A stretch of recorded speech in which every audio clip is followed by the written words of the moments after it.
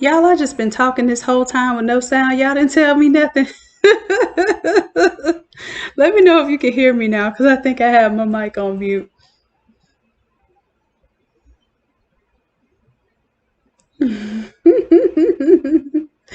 I appreciate y'all. So let me know if you can hear now. I think I had to enable something on the computer. Well, all right. Thank you, Miss D. I appreciate that. So I'm just sitting here doing my Bob Ross talking and stuff, and y'all didn't hear nothing. So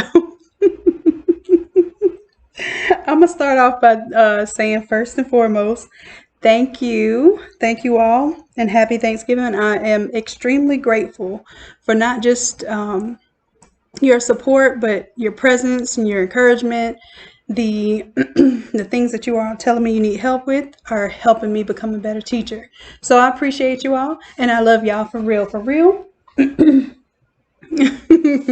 I'm glad y'all said something about that sound, because I was just over here rambling. Anyhow, what I'm doing today on my holiday, um, which there's no such thing as a holiday when you're an entrepreneur or a parent, it's just the same thing full time, all the time. So I want to get this file just right for class on Sunday.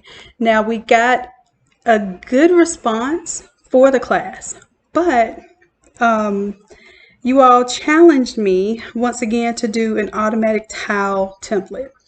So I am accepting that challenge, and here I am just trying to clean things up and make it perfect for you all. And I have tested it. It does work with the new version of Photoshop. So I am pleased to announce that. And I'll demonstrate it too, just to make sure. The other tile version worked with the new Photoshop too until they came up with updates. So I really am trying to make sure that those of you with the new version and the updated Photoshop, I have to be honest, I don't like updating my Photoshop. There's always something that comes up. So I'm just kind of modifying this now. The good thing about this is that once you design this one time, the elements, it's going to propagate to all the other places where the same design element was used, and that's called a smart object. Ooh, simply beautiful. For Black Friday, an automatic tile course sale.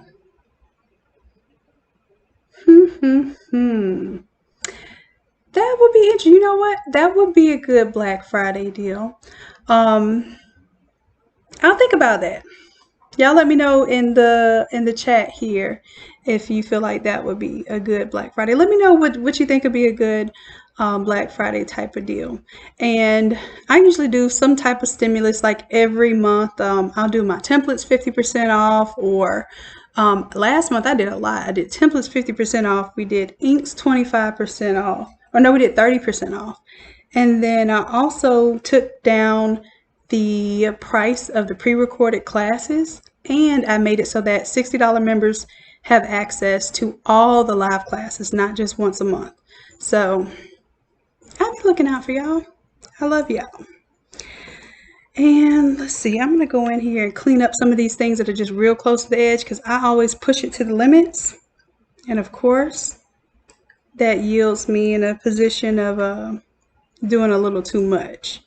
So I want to make sure y'all don't have those pitfalls. So what I'm doing right now is I am just going and cleaning up around these edges. So just in case you print really close to the edge, you don't have to worry about any marks or anything that just gives you a hard edge.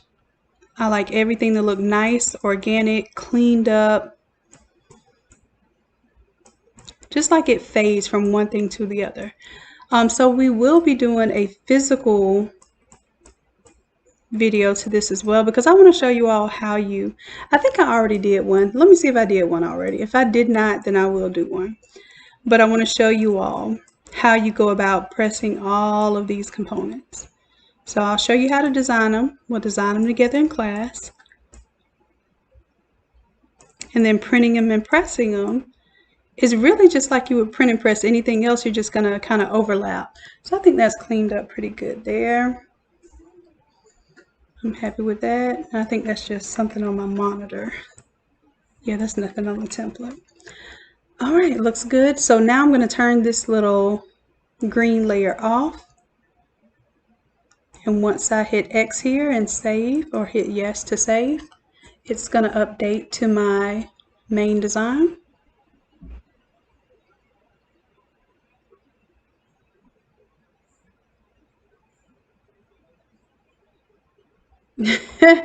Very specific, Simply Beautiful. Says 50% off the automatic tile course. I will definitely think about that.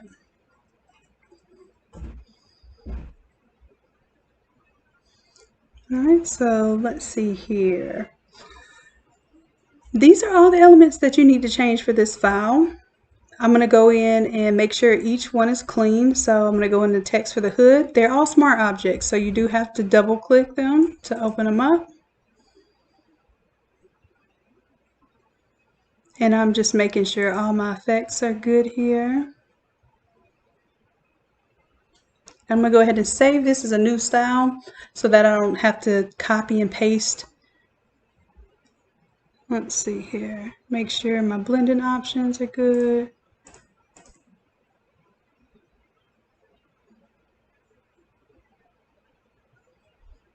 And the gradient overlay, I need to change it from that purplish color there to this grayish color. I'll say okay. I'm going to save that as a new style. And I'm going to call this one, they're the Jaguars, what? Let's do Gadsden Jags. Come in. What's up, Boogaloo? I'm recording. Okay. Alright, so I'm saving this style so that I can just apply it later wherever I need to. That one's cleaned up, yes. And then later what I'll do, after I get this one cleaned up, I will show you how to revert it back to the Mermaid version. So I'm going to have two different versions. We'll have like the football version, Mermaid version. It's the exact same file. It's just whether you want to start out with a certain colorway and those design elements first. I just want to be able to show you how to do it both ways. All right, same thing here. I'm going to go to my effects.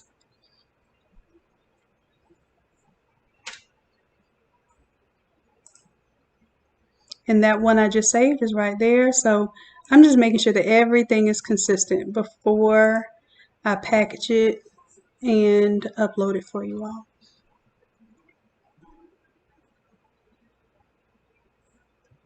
No, Miss D, thank you, baby.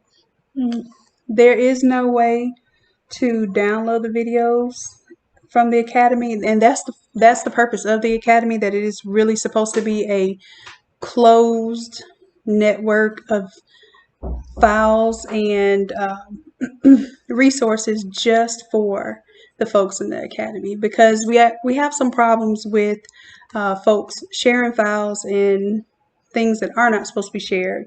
So we have to get a little bit more disciplined with how we do business with the files now.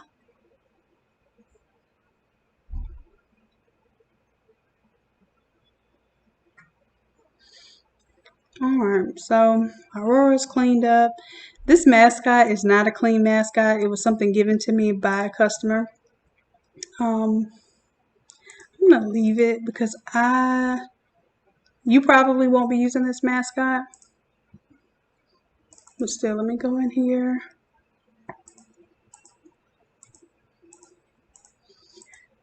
So for the football version, I'm going to remove all the mermaid elements, but I just want to make sure everything's clean first. Let's go ahead and apply that layer mask. I'm trying to make this file as small as possible, so I will be getting rid of a lot of elements that you don't need.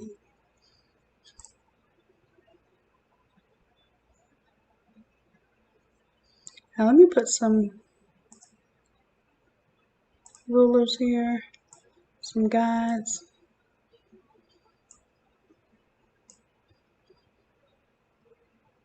Just to kind of show you not to go. As a matter of fact, let me just change this board because some of y'all don't turn on the guidelines. I just want to make sure that you don't make the mascot any wider than this, because if so, it might get cut off as far as the socks.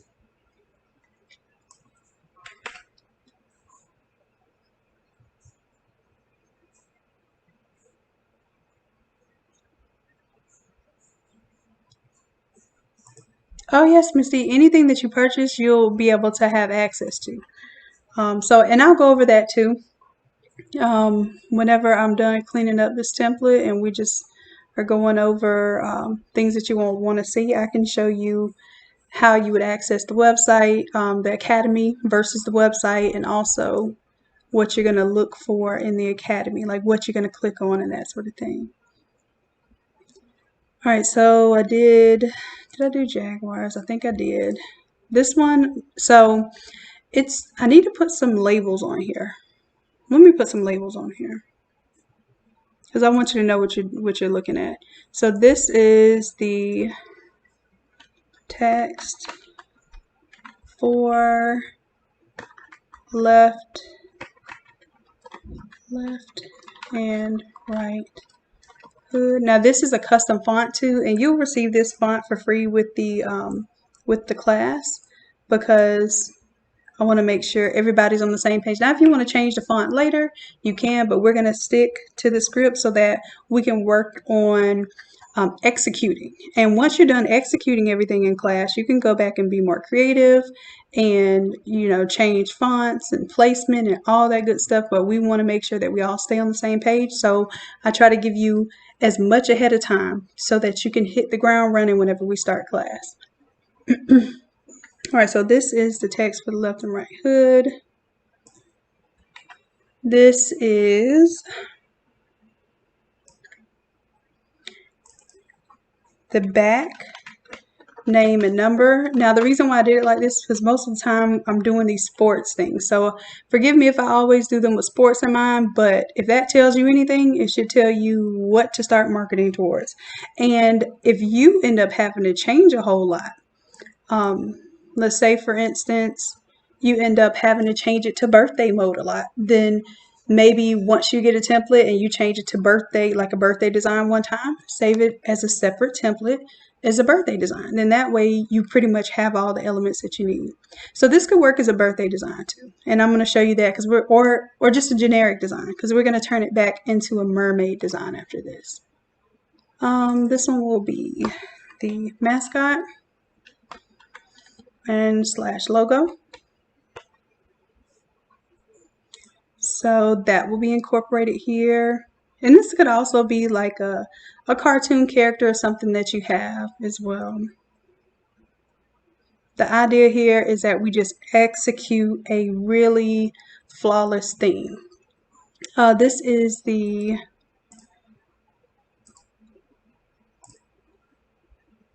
I think I clicked on the wrong thing. Hold on. There we go. I just want that text. I'm going to Alt click and drag it. So this is going to be the abstract design. And then in addition to the abstract design, this is a layered look. So in addition to the abstract design, we're also going to do the background design. And I call it let's call it a background fade off. Because for me, when I'm doing all over-ish stuff, I make it a point, as you can see with the Aurora design here, it's faded off. It's its own individual element. Everything is cleaned up. It does not look like it has boxes that'll cut off anywhere. That's all intentional, okay? And we're going to see in just a moment. So I already double checked my abstract design. Let me double check my background.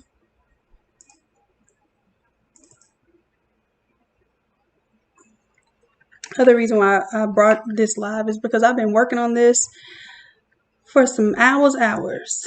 Day before yesterday, yesterday, and then I was working on it some more today. So I figured this would put you in a little bit on the process, give you an opportunity to ask questions, and also show you the value of the templates and the things that we're learning in class. So these days, everything has to be multi-purpose because of the lack of time and resources. So I'm just trying to make sure that's right. Okay, so that's for the mermaid one. So I'm going to leave it on for now, but I will end up deleting this one.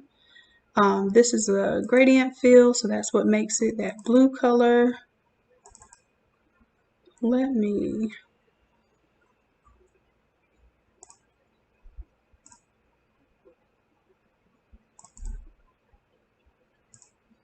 make sure this gradient fill, yep, it's going gray to the Carolina blue to the navy. I'm cool with that. Got this little leopard print, and this is not the perfect leopard print. It's just something I found real quick on the internet while I was doing a impromptu Zoom session. So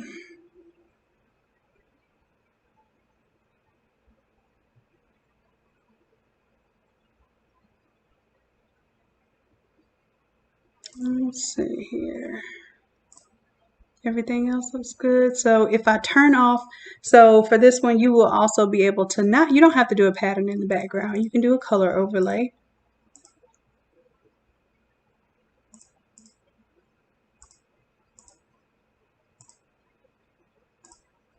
I'll leave the pattern on for that. Save it.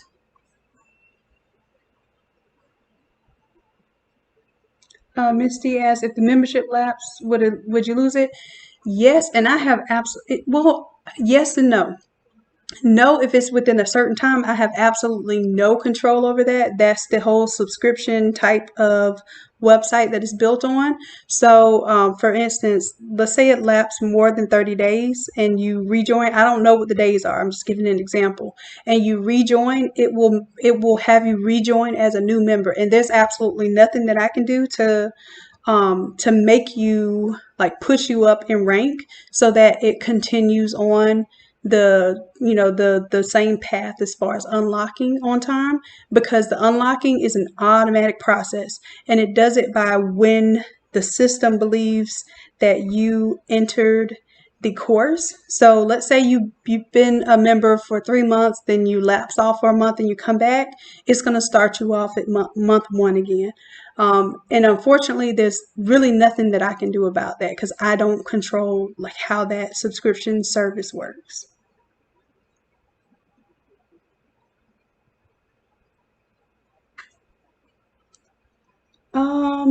I will think about that, Corey, because I know there are several templates that are mock-ups that are out there on Etsy. I saw somebody that had some really nice ones. And I'll tell you like this. Yes, I know it would be helpful, but I'll see if that person is willing to like cooperate as far cooperate collaborate as far as doing tutorial videos for their stuff. I absolutely would not mind doing it, but it does also have to benefit me at this time because my time is really pressed. Like I'm barely fitting in the time that I need to do my stuff because I'm training, I'm working on something really big that I can't really talk about right now, and I'm still teaching. So I want to make sure that anytime I teach something, it's something that does benefit you all, but it benefits me too.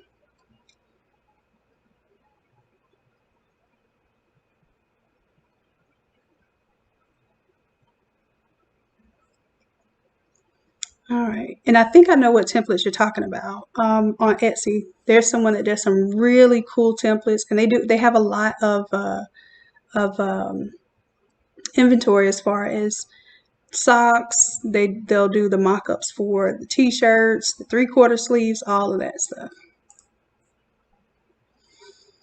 All right, so I think this part of the template is done.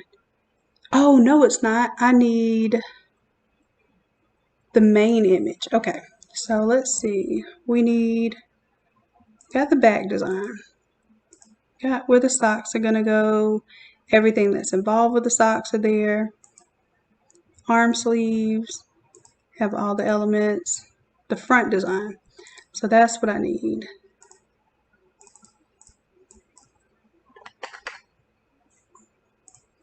All right, so I'm going to bring a version of the front design up here.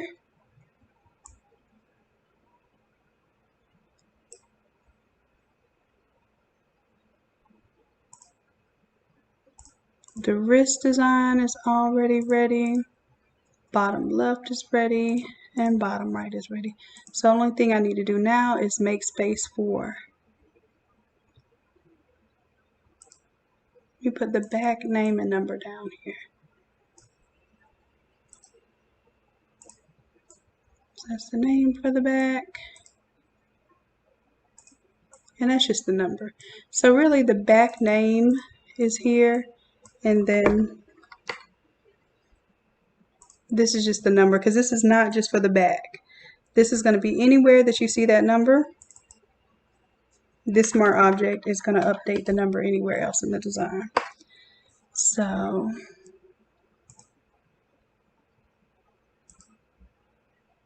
front design, let's bring it here. Abstract design, I'll make it a little smaller.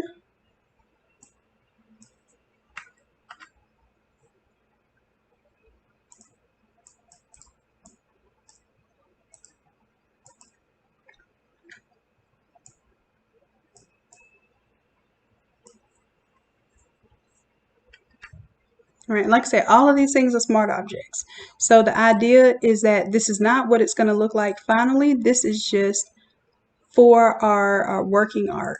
So for the front design, I need to go in here. I'm going to turn off this white layer. Everything is still in here in full check. I'm going to save that to update. Oh, I know what I meant to do. Go into the front design and make sure that I apply this layer style to the text here. It's a little bit different. So I'm going to go into the FX here. Go to my styles and apply this style, and now it looks the same as everything else.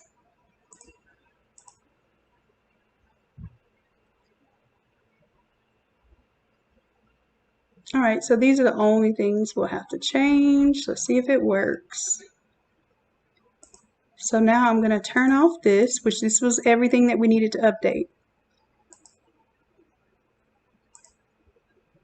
Then I'm going to go ahead and turn on all my artboards.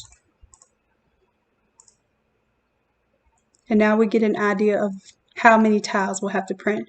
So this tile here is for the hood.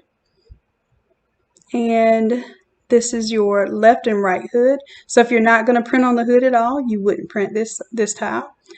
This tile is for the back, and it has a place for the name and the number.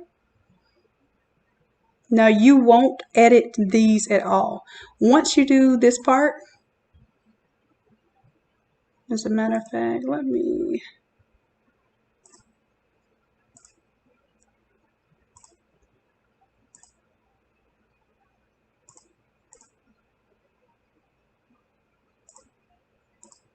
do a weird color here in the background, so you'll know not to print this, because I know somebody will leave this on and print this.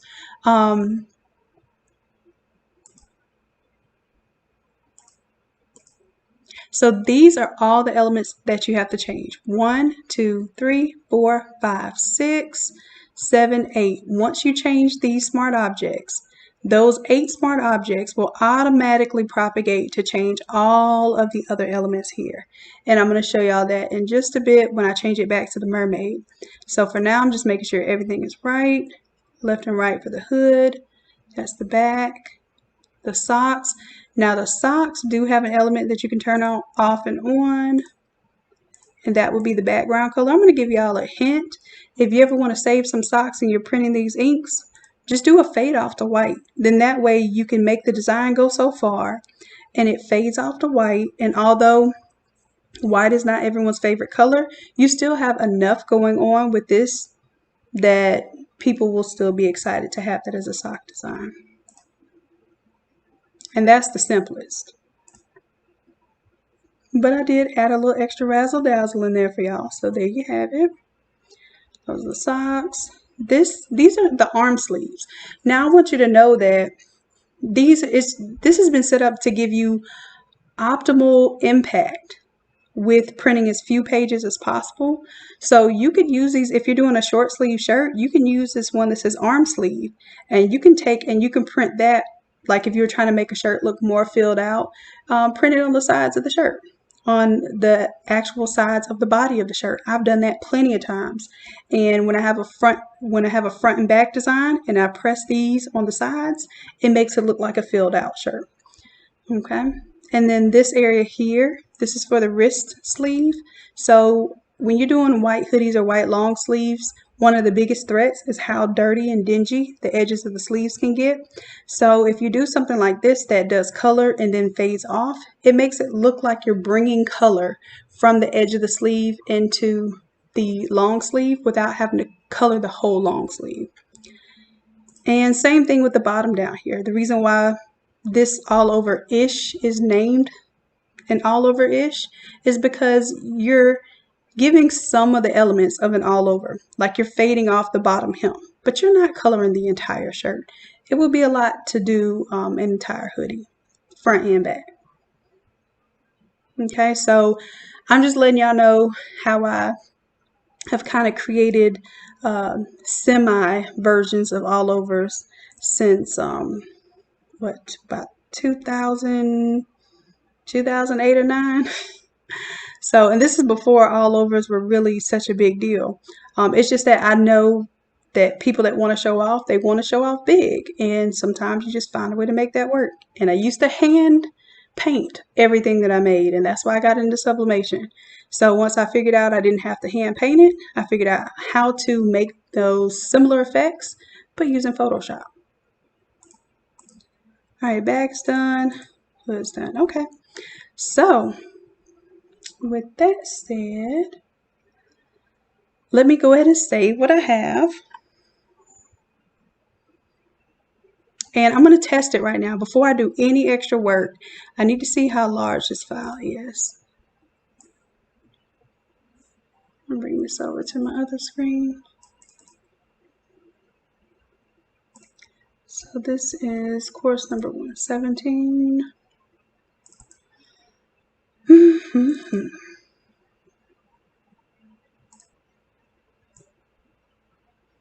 And right now this file is, let me get the properties, is 891 megabytes. The file that I had before when I did this with a 3-hour long video, if y'all saw me do that, I actually did a few videos. I did 2 different versions of this thing, and ended up each session that I did was about 3 hours. So I have really cleaned this up and made it smaller. It was about 2.5 gigabytes. And now it's under 1 gigabyte. So it's 891 megabytes. So I'm still going to try to clean it up and make it even smaller. Because the thing is, that's when you run into issues with the programs and the computers not being able to handle stuff when the Photoshop files are too big. So I'm just doing my best to really make this work.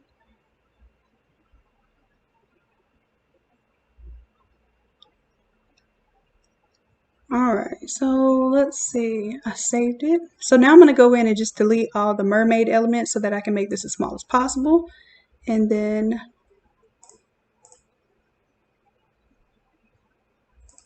we'll actually turn it into an alternate design. So as far as the text goes, all of that's fine. The mascot, oh, these are just labels. So let me group those and call them labels.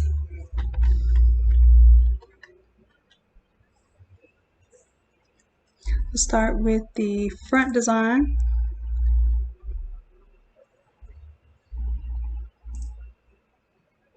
File, save as. Now I have to save this one as football 2.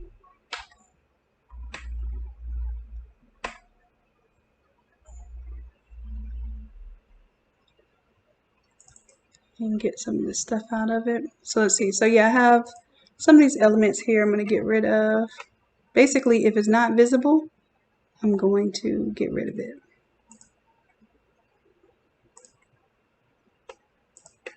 Okay, that simplified that already.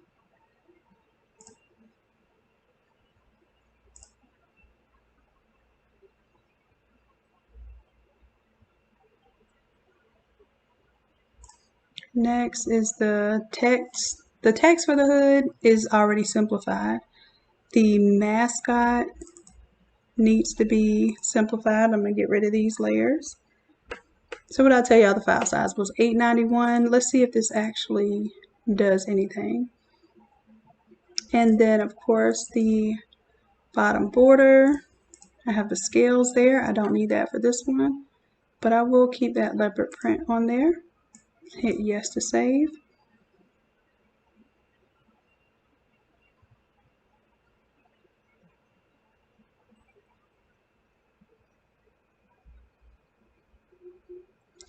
And then finally this one.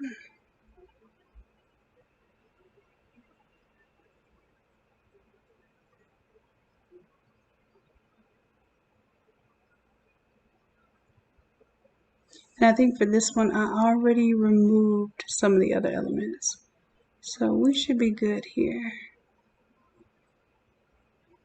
Now I left the glitter on there just in case anyone wants to apply the glitter. Let me go to the effects here, go to the blending options.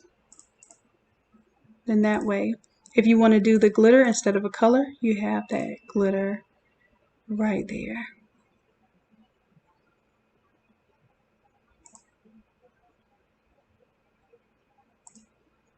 All right, that should have simplified it just a little bit.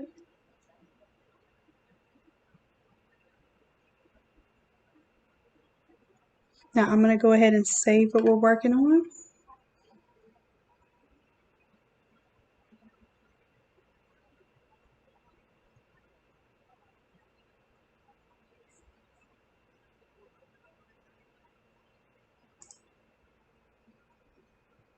Now that made it 752 megabytes, so that did have a difference. So I'm going to tell you that I know some of us like to save all of the different variations and layers in one file, but this file is already huge. So use it as a template, do a save as soon as you open it up. As a matter of fact, I'll show you that feature right now. File, save as is going to save an alternate version of this very same document. So that will save you from having a whole bunch going on in these smart objects. All right, so that's it. It says turn off and export AB, which is the artboard to files. So let's see if that works. Moment of truth. File, export the artboards to files. And I'm going to save this to 117 folder. So we're going to call this folder. So this is testing. I think this is 22.0.1. That's the Photoshop version, which is updated, I think, as of yesterday. So I'm going to make sure it puts it in that folder.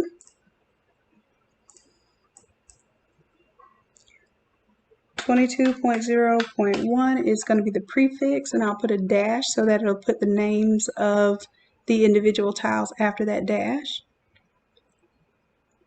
I want to do the artboard content only.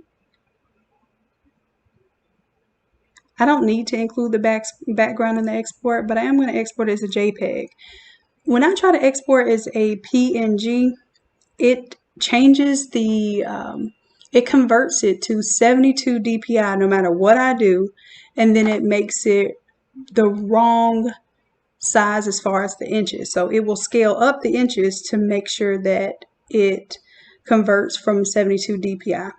And right now I have it at 150 DPI. It's already a really large file. Then it ends up being a 72 DPI file, which is about half of 150. But then it'll make the height and the width of the file twice as much. So it does some weird converting when I do PNG, so I just stick with the JPEG. And then you'll see that there's an export options here, extra. I just make sure I turn it all the way up to 12 and run. So right now I am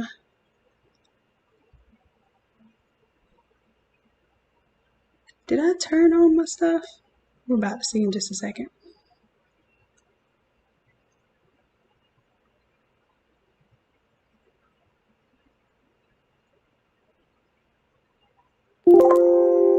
Alright, so it says that was complete, that worked. Let's see.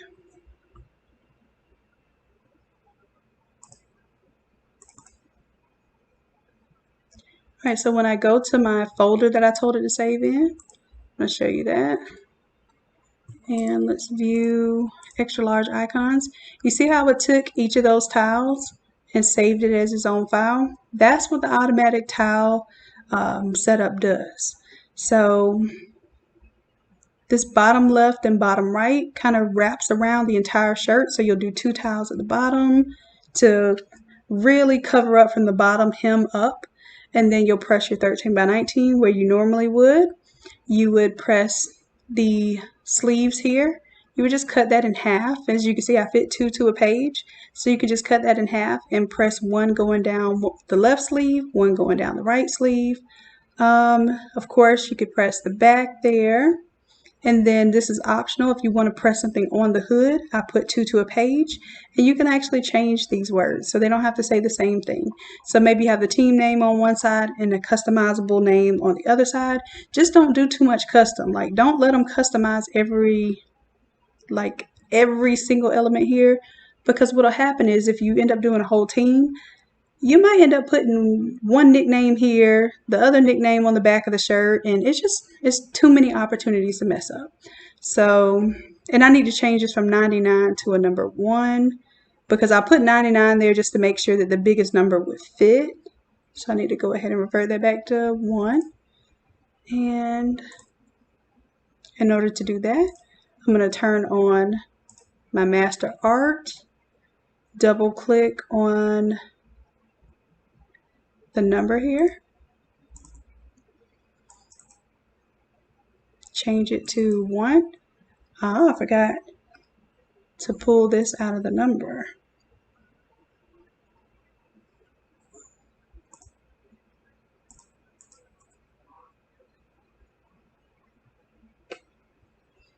All right, and if I save this before I close it out, then I turn off my art. See how that 1 is propagated everywhere there was a 1? All right, and there we have it. If I wanted to export this one now, I would go to Export, Artboard to Files, choose where I wanted to go.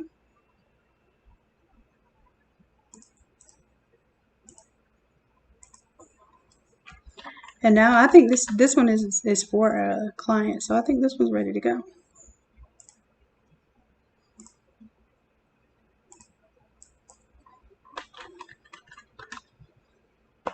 Okay, now I can name it Showtime. Make sure the artboard content only. I don't need the background. I'm going to export it as a JPEG. Highest quality is 12 and run.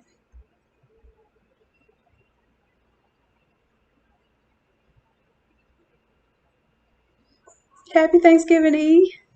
Yeah, I didn't even announce this live. I honestly didn't think anybody was going to be here live just because it's Thanksgiving. And as a matter of fact, happy Thanksgiving to you, my love. I'd been working on this thing, and I figured I might as well go live. That way y'all don't think I done fell off the face of the planet, because that's what it always looks like when I'm working on something. So rather than have y'all worry about me or worry me, I just figured I'd go ahead, go live and show you that I'm working on this thing. So it was Corey's brilliant idea, I think, to ask to make this into an automatic towel setup rather than just, design it individual pieces and then, go to file, print, and print out each individual area. So I have been working on that. And lo and behold, I think it will be something that others will appreciate a lot. Let's see.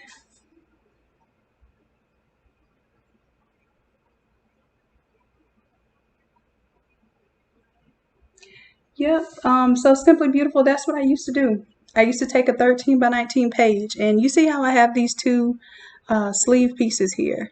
I would just take some kind of abstract design that matched the colors of what I was doing for my 13 by 19, and I would just print it real big on the and sometimes I would do two to a page if I was trying to save paper, but I would do this on my shirts. So whenever I went to one of the kids' football games, I kind of had on an upgraded version of the shirt. So I would go under the armpit and print on the sides, both the left and right of the shirt, so that it looked more filled out whenever I did my front and back design.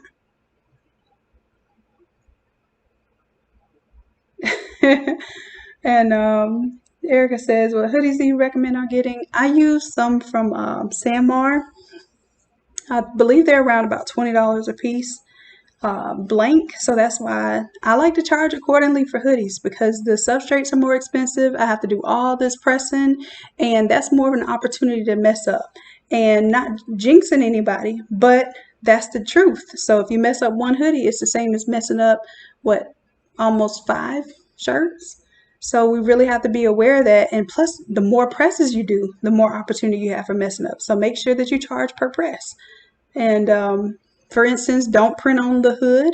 That's 2 different presses right there. Don't print on the sleeve wrist. Don't print on the sleeves.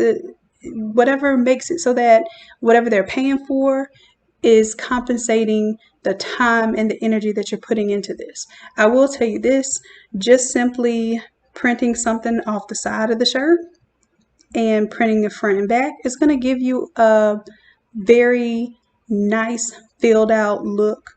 But all these others, like the sleeve, the bottom hem, and the hoods, just fills it out to make it look more like an all over. Okay. So yep, it sure was Corey's idea. Thank you, Corey. And I love you too.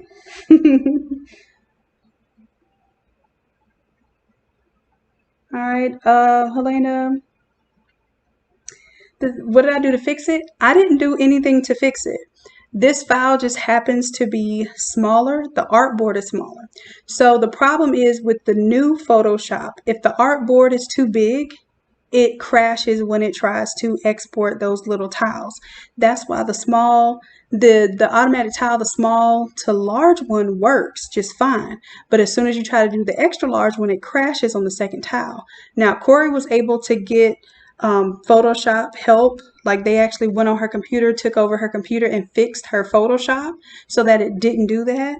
And I'm not certain what that fix looked like. She doesn't even know what it looked like. She just told him to make sure that it was done and she could use her automatic tiler. So hopefully, let's see, tomorrow I don't think it's going to be a good day. But what I was going to do is contact Photoshop, Adobe myself, and record it, live stream it. Whatever they did to fix Corey's, I'm going to ask them to do the same thing and see if that can help you all with using the updated version. But I have the old version, 21 is the version that I have. So it's still a 2020 version because it was released May of 2020. But the 21 was more stable for me as far as exporting those larger artboards. So the XL, the 2X to the 5X, those export on the 21 version. But as soon as they switch to 22, it messed something up.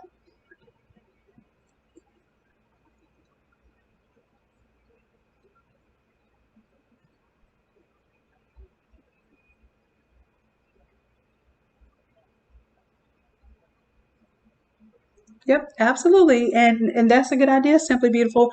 You can do any of this stuff. Like you're not restricted to just printing front and back. I printed off the sides of the shirts. I've actually taken the same print. And you know how once you sublimate with that print, basically it's done for you, throw it in the trash. We've taken the print that's been used before and we'll press it in multiple locations on the shirt because it'll look faded out every time you press it, and that kind of gives a little extra look too. You can get so creative with sublimation, it's ridiculous. Yeah, Helena, I'm really interested to see why it works for 21 and what's happening with this newer version. So I guess if enough of them contact them, then enough of us contact them, then they might actually upgrade the Photoshop release because it's something new about the update. All right, so did I export this already or no? Was I talking? No, I think I exported it. Let me see. There it goes. So this is everything that I need to print right now to do this all over. And I will tell you this, for the wrist, you're going to end up printing 2 for most standard size. You might end up having to print 4 depending on if you're doing like a 4X hoodie or something like that. You might not be able to fold this in half. But I fold this in half and I press both sides of one sleeve. Then I print another one, fold it in half, and it prints both sides of the other sleeve. These are socks. So of course you would have to print 2 of them. And you could use the taco method, or you can print one where it's going to have the number in the front, and then maybe you don't want anything on the back. So you might print another one where you take off the number and the mascot and just let it be plain on the back. This will be the left and right of the hood. I will cut this in half and very carefully place this on the side of the hood, and I don't have to worry about, basically these are sized so that for the adult size hoodies, you can pretty much print these and it'll fit for all the adult sizes. That's my main image. You have to be careful about that pocket on that hoodie. So for, let's say for a small, I might have to print this a little bit smaller so that the word Showtime doesn't end up cropped off on the hoodie. This is the bottom.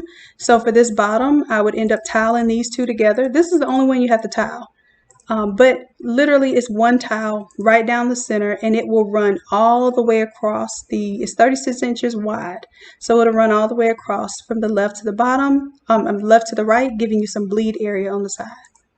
And of course the back design, I recommend, because it's a hoodie, that you kind of keep it short here. Don't try to print all the way top and bottom, because when that hood drops, you won't see this. So you may even want to press this a little bit lower than you normally would for for a regular t-shirt. And then again, you may not, because sometimes they only want to see the name on the back when they put the hood on. And these are for the shoulders, so I would make sure that when I press this, I would kind of put this jaguar here more on the shoulder and let this drop down the sleeve, and it just gives a little bit of color to the sleeves. It does not cover the whole sleeve, let me tell you. All right, so that's the end of this one. I'm going to go ahead and now work on the mermaid version. So I'm going to go ahead and save this because this is done. Now the problem is, before I had it where it was a mock-up as well as the print file, and I just simply cannot do that with how large this file is and make it editable for you all.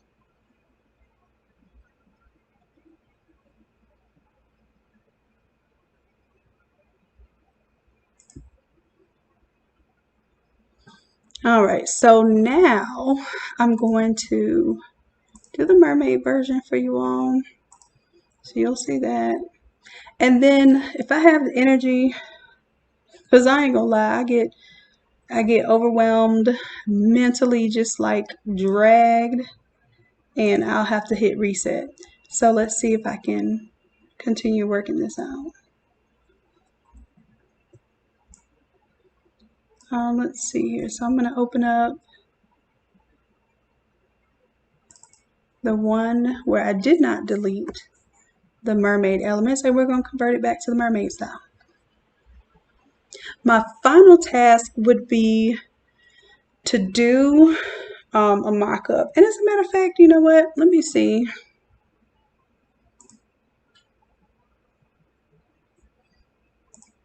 Let me check on an Etsy mock-up. Now, Corey, let me know. I'm going to check on a hoodie mock-up. There's one supplier that just does really great designs with her mock-ups. And it has like this purple watercolor. Let me put in sublimation because she, or I say she, but it could be a he. You know, with me, I'm always going to say she first just because, no offense to the guys out there, but I think we are the superior gender. I think y'all know it too. Yes, you know, that's why we work together. All right, so it's this one here. Let me see if she has any hoodie mock-ups. But whoever does this account right here, I don't know if it's somebody overseas or somebody in the US. I don't know. But they have really great mock-ups.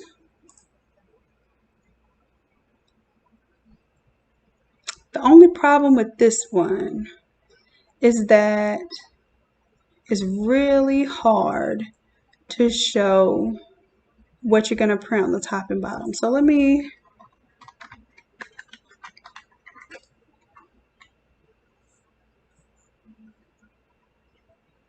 need one that shows the sleeves. Now that's going to be a whole nother, and that's what we're doing for the next class. So you know what? I think I'm going to save that for the next class because it's a whole nother beast. But I'm going to show you how to take your own photos, which is what I did for, where is it? I'll show you.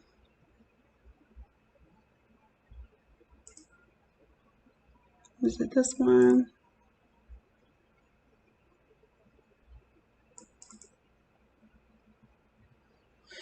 I'll show you the original version of the file. So the very next class that we do, we're getting into, I'm not going to say more advanced, but it is certainly something where you're going to be bringing more to the table than I'm giving you. So it's not a template. It's you learning how to do what I do from scratch now. So those are going to be 200 level courses. So what you'll be doing is we're going to take photos. It's a Christmas stocking and an angel wing necklace pendant. No, ornament. Okay. So those are two things that I'm going to show you the simple way to take a photo of them, mock them up in real time, and then you also can create a template from that. So this is a photo that I took, and I show you how to do this. There's a YouTube video that I have right now. If you look up hoodie, if you just look up the search term hoodie, you'll see that I showed you how to create this from very much from scratch. So that's why I didn't do it again this time, because I think I spent like 6 hours showing y'all that. And I think maybe 15, that video averages to 15-minute view. So I'm not going to do that again. But we're going to the next class after this Sunday. The next class is going to be, you're going to bring in the photo, you're going to turn it into a mock-up, and you're going to turn it into a template. So I'll probably use this hoodie for now because I already have it, familiar with it. But I was going to see if I could buy one off of Etsy and show you all how to do it. But I'll have to talk to someone and see if that's something that I could distribute in the class or not. Because if not, I'd rather create my own version of it that you all can have and not have to go buy something extra. I never want to provide something in class that or do something in class that I don't provide you with all the tools for. So I want to tell you to, hey, go buy this $5 file here and then come back. I don't want to do that. So we'll see. All right, so, and it has the socks too, so you can use the socks to mock up. So we'll do a mock-up version of it too. That'll just be part 2 of this class because there's no way that we're going to do all this designing and also in one class, because one class just designing is going to take us about 3 hours. The next class we can deal with creating a mock-up.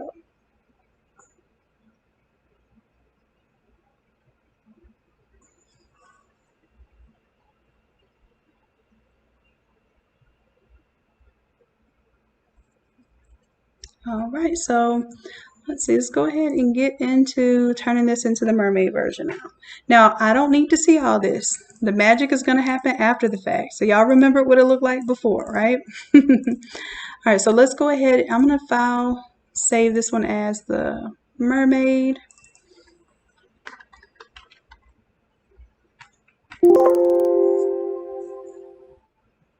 We'll just go ahead and save over that one.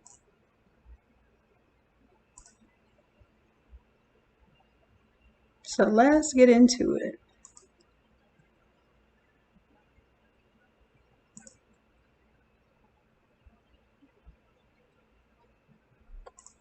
Let's go ahead and group those again, call them the labels.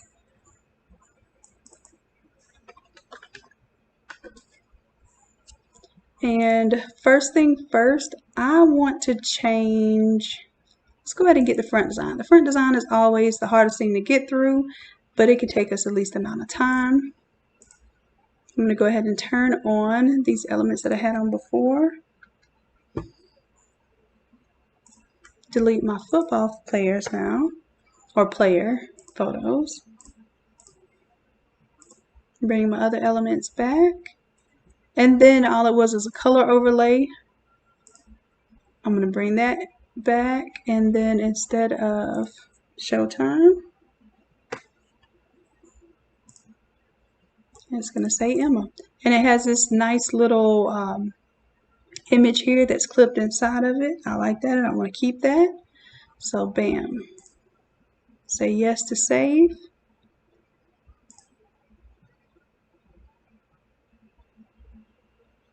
And that automatically updated. So now the next thing that I want to do is I want to go ahead and change my Aurora design here. So there's my abstract. I'm going to double click it. Change out these colors. There you go. I already saved that gradient overlay. And then this one, I'm going to add a gradient overlay. And hopefully I saved my pink to teal. There we go. Just that quick. And of course it won't be this quick in class because we'll be making sure everyone executes each step of this process. Okay, so I'm bringing that teal back. I'm going to turn this green on so I can see what I'm affecting here. So the teal's on there. I'm going to turn my glitter on here. Go to my blending options. Make sure that glitter pops.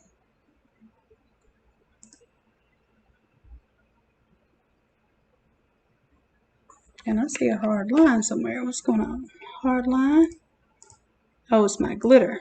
Somehow my glitter got cut off. So let me bring glitter on down. There we go. Glitter's in place and cooperating with us now. What else?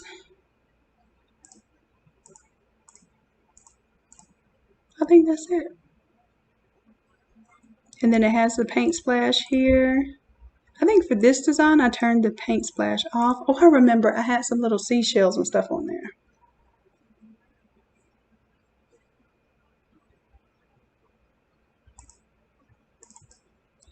And I'm gonna have to bring up the other template to bring them back because I got real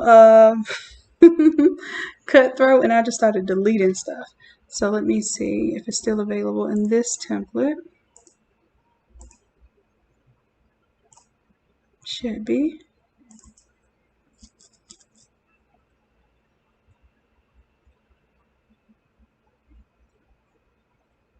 No, maybe I did delete it on this one.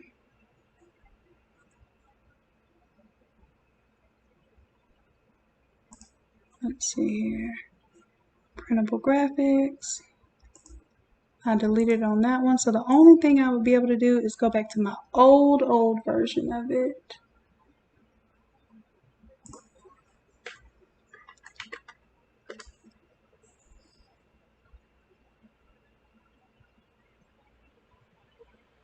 And y'all hear my computer revving up because I'm handling all these big behind files.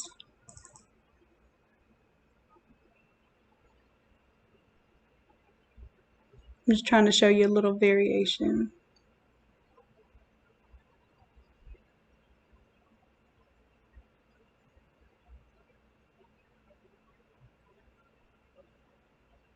All right, so this is opening up another really large file. This is the one that's 2.5 gigs. So I'm going to be a little patient, and I have a high performance gaming laptop with the top of the line graphics card, plenty of RAM. I think 32 gigs of RAM. At the minimum, I know it's 16.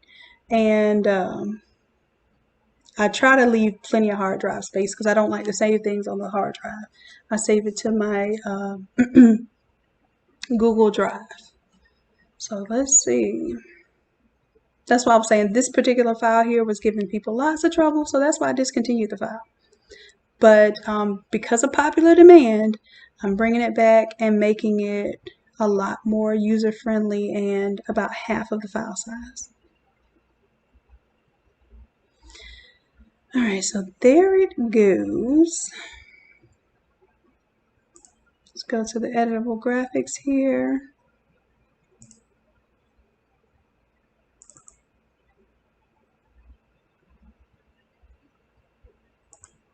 And there it goes. I just had some little shells on top, and I'm just going to add them back. Drag them all the way to the top. And they should even be in the exact same location.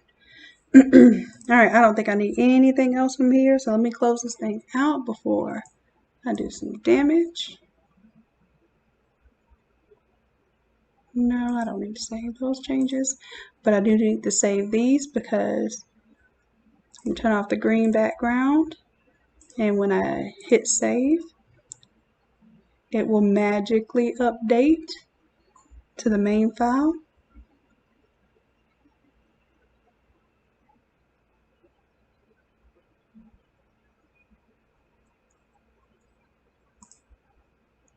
You know what? Did I save it in the right one? Let me make sure. Well, I'm talking about magic. All right. So yes, let's go ahead and save. Close out. Okay, so it did update this one. Perfect. And next, let's go ahead and change out the mascot.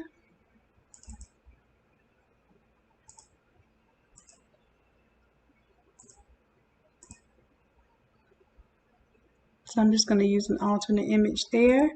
The background of the bottom border, let's double click, change that out. We no longer need the leopard print. I'm going to turn on the scales there. And just to let you know, I'm going to keep this gradient fill on here for y'all. Let me zoom in a little bit. So you can see that basically this gradient fill has the blue gradient, but you can change it to any color gradient you want. And that's a real easy way to recolor something. So let's say you were doing blue instead of pink. That's just a really easy peasy way to change that up. Okay, so I'm going to do the scales. Let's see how close we are to being done with this part.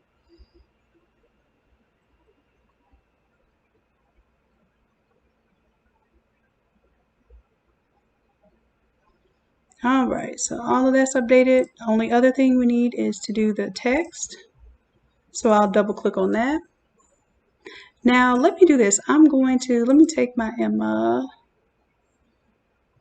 Let me go to my front design. Just like we did for the hoodie, I'm going to take the text here and go to the effects. I'm going to do a little something extra because I like to have a stroke that can be silver or gold. If I do a metallic, I like to make a version of it that's going to be silver too. So I'm going to really quickly make this to where it can be a silver version. Blend mode will be color.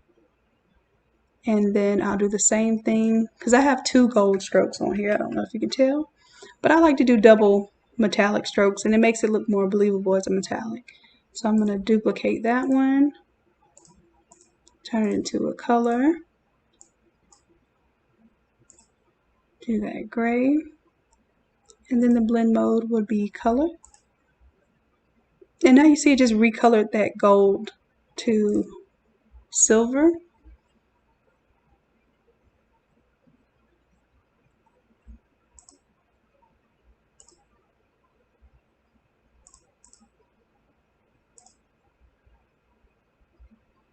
All right, and I'm going to hit OK here. And oh, I know what I meant to do. Save this as a new style. And then this one we'll call Mermaid. Pink and teal. Even though it's more like a magenta and teal, but there we go. All right, so now that I have that saved, I'm going to go into my other text, double click, and I'm going to double click on my effects, go to my styles, lo and behold, there we are. Oh, the reason why it doesn't show the same is because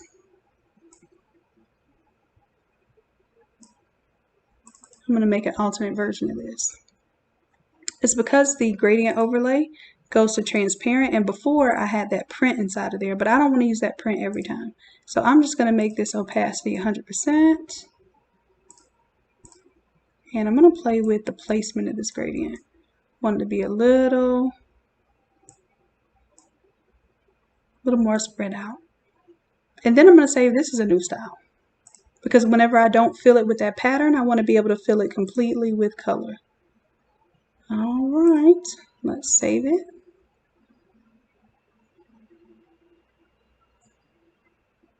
And instead of showtime, that's what I meant to do too. Let me go ahead and change the text.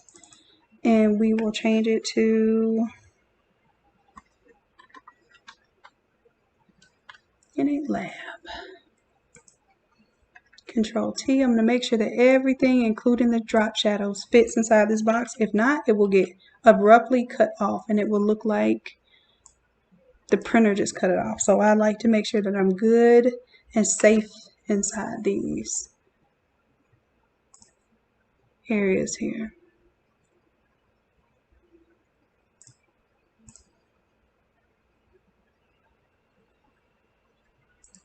All right, and then let's edit the text for the hood, same thing.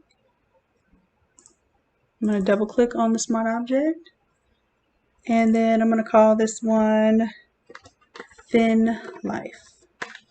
Oh, not Lige, Life.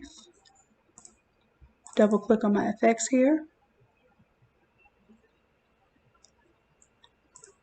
And let's choose the second style we created.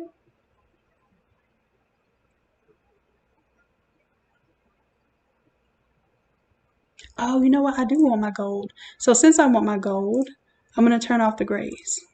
I just meant to put them on there just in case somebody else wanted them. So I'm going to turn off the grays and create that as a new layer style. I like the golds for this one because we happen to put a little gold glitter in it. So I want to keep it consistent. So I'm going to change this one from the silver to the gold simply by turning off the gray color overlays. And now it's back to gold. And you can do that with any color. You can color overlay it with black, red, blue, whatever you want, and it'll make whatever color you put on top of that look metallic. All right, so I'm good with that.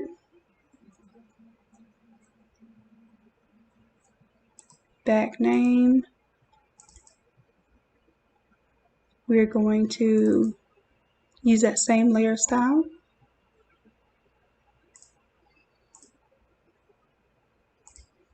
And let's change this text. I'm going to put Innate Lab.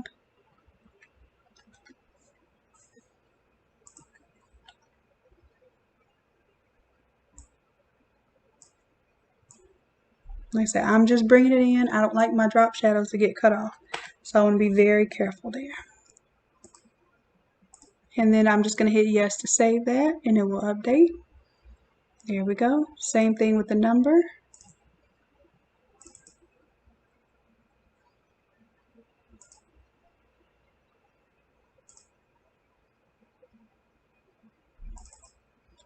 Double click on the FX.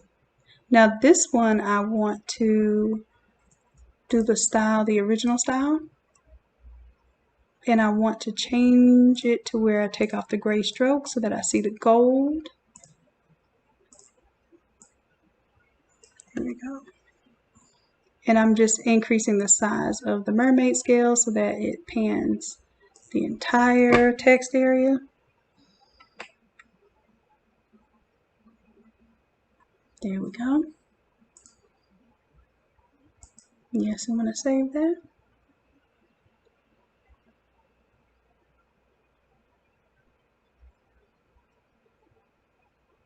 All right, so that is technically everything that we need to change for the art. Let's see if magic happens. Turn it off and turn on our individual artboards.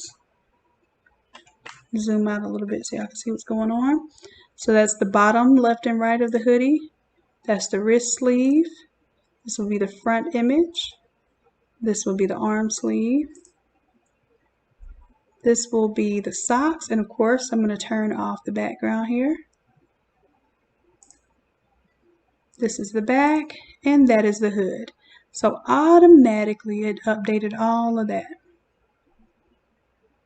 Okay, so that's the point of this whole smart object magic tile thing.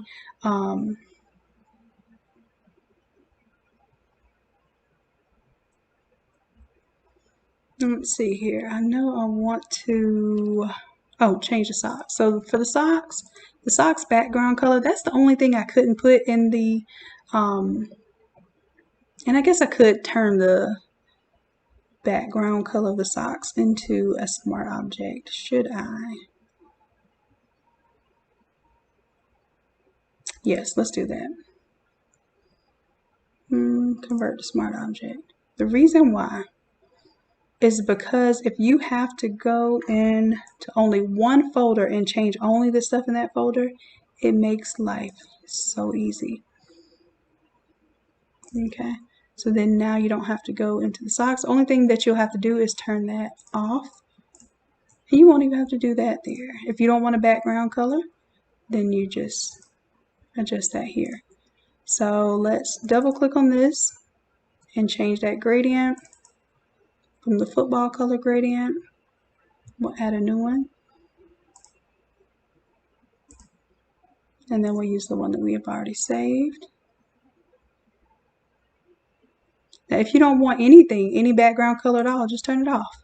And if you turn it off and update that smart object, then it makes it completely white. And you see you have your little registration points there. But if I do want color, turn the eyeball on.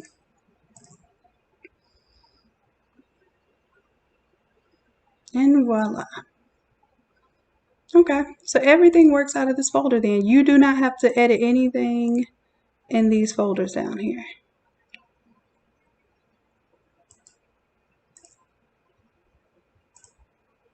At all. Now I am going to modify this front design because I think I forgot to put the gold on for the name.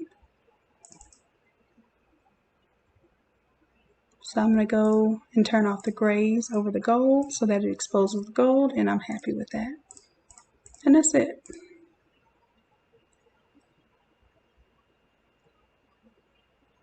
Uh-oh, what did I do?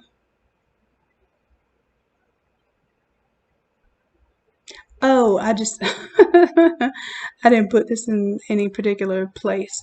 So let's see, where can I put this to where it makes sense? Let me move this over. And then let's take the sock background color. It's supposed to be in this folder. There we go. Control T. And then that way you'll remember to change this with everything else. Abstract design is here. I just wanted the word abstract design. That is it. So then I have to change this in the football file too. And this is why I don't like to make, oh, why am I on my artboard too? Definitely didn't mean to do that. This is why I don't like to make different versions of the same file, because now I feel compelled to go into the football version and add the same thing, which I will do. But this also, shoot, stop it. I'm on the move tool. I'm on the word abstract design. I'm holding down Alt.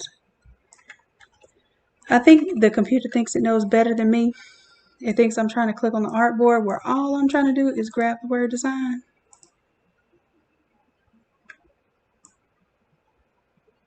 There it goes.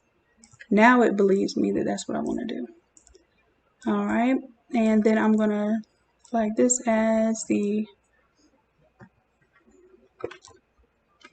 sock background. And just overall gradient. If you want to make a gradient, make it one time and then save it. So let's just call this the gradient background. Sock gradient or color background. Because once you establish this,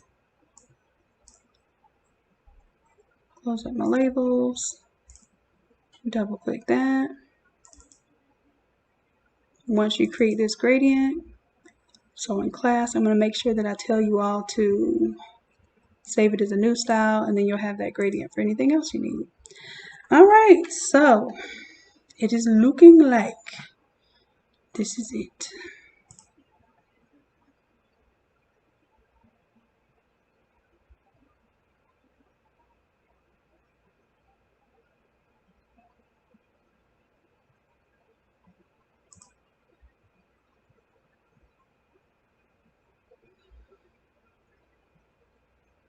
Okay, so now the task is making this to where it can go for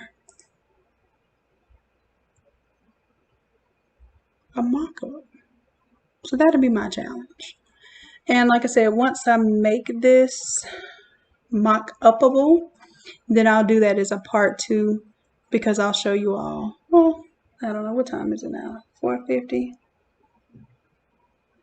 As long as y'all hanging out, we'll do it. So I'm going to turn off. First, let me save.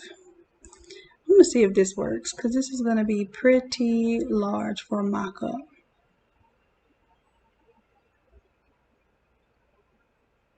But y'all know I love my smart objects. So let's see if we can make it work.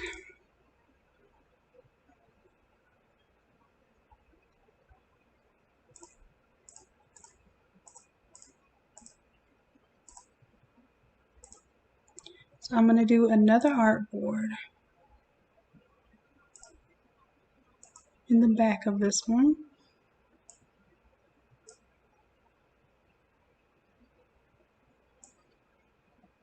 That encompasses everything that we see here. Bring it all the way to the back.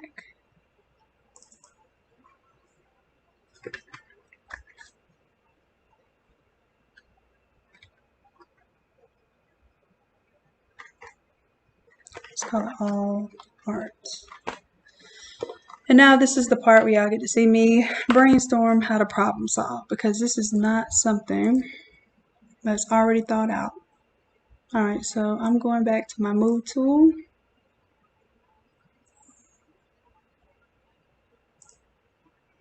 Now I'm going to try something. I'm going to see if I can export this whole thing as a smart object.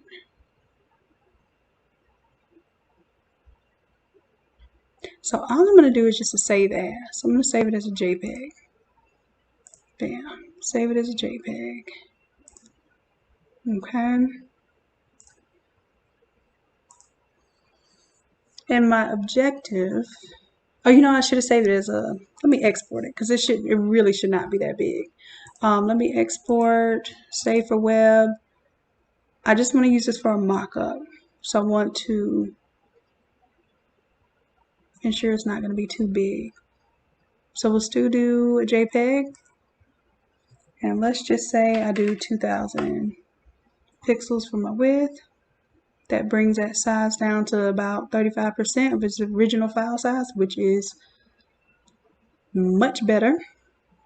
And I'm going to save over the other one. All right, so I'm going to call that part done. Close out of it because we're ending up with some really large files. Bring that one on.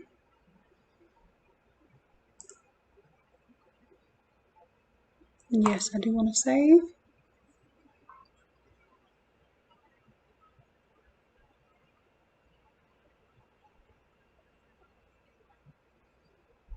And I'll go ahead and close that one down, save it.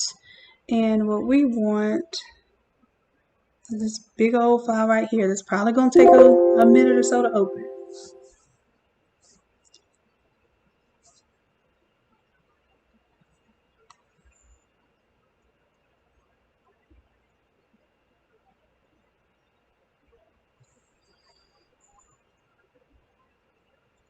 All right, now I'm going to do a file image size. Since this is only a mock-up, I don't need it to be real size. This file is 93 inches by 63 inches. That's pretty much 6 foot by 8 foot huge banner. If you think about what it takes to design a banner, we don't need all that. Matter of fact, every time I change a number, it's going to try to build this preview. So let me go ahead and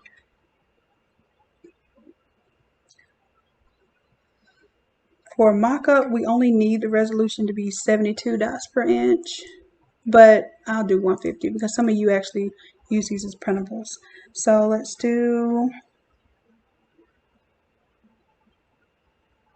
just do a 12 by 12.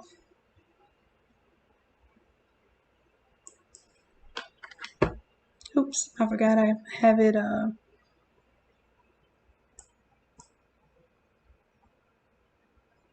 we'll do 12 height, and then I'm going to cut down the canvas size. Go ahead and transform. And then I need to make sure I do this as a save as, so it's not saving over my original image.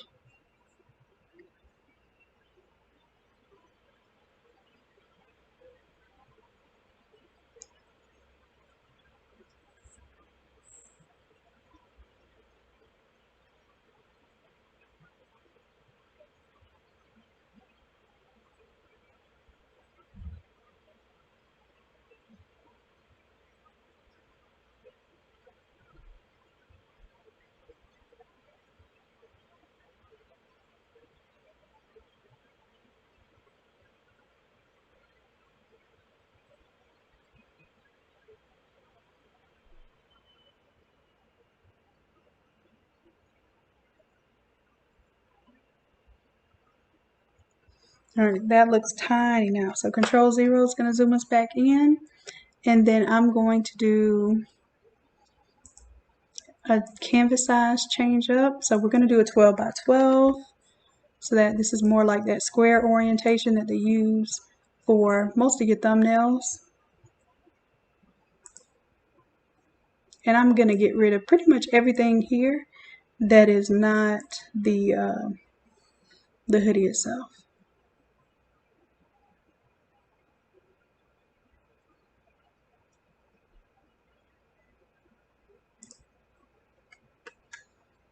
I must have some locked things here. Yep, I have locked things, so I need to unlock them in order to delete them or remove them.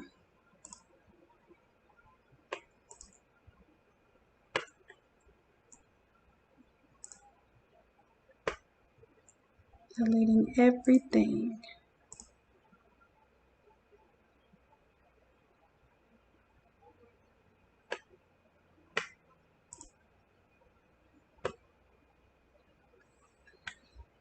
Now keep that drop shadow there.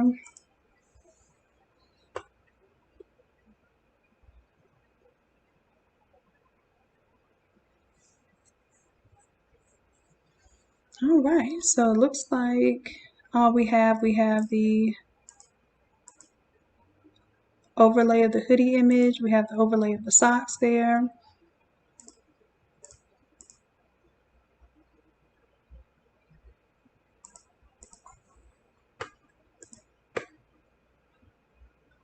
I can't imagine how much smaller this image is now. So now I'm going to take everything and I'll put this in. We can do this for class. I'm thinking that this will be simple enough because it's already done. But I still want to do the next class teaching you how to make your own mock-ups. Something else is locked here, so let me see what it is. Let's unlock some stuff.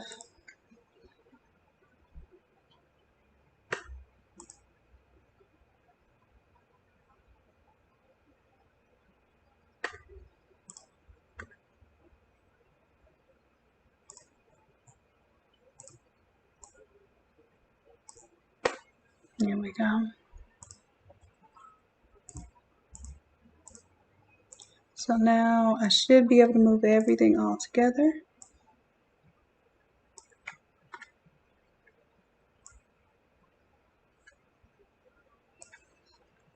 And the reason why I took a photo of this hoodie with the arm stretched out is because I knew I was going to use it for a mock-up.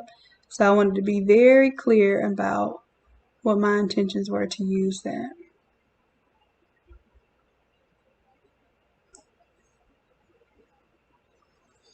All right, so now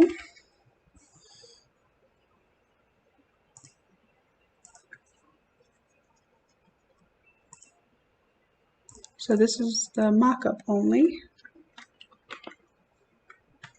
So we'll have a separate file for the art and the mock-up. Let's go to OK.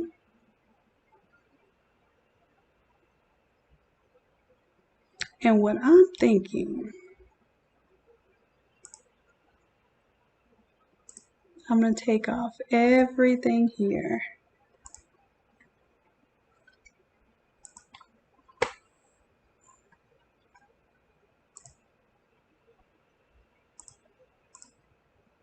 Oh, just to let y'all see. Yeah, I remember doing this video. So I did a video showing y'all how to do all this from scratch and then how to change it out later. So instead of doing the patterns, this one shows you can do the gradient color at the bottom. And you can imagine it does make it look a little less like a white hoodie. So that one was already there. Gonna delete. And then we're gonna kind of mimic this one.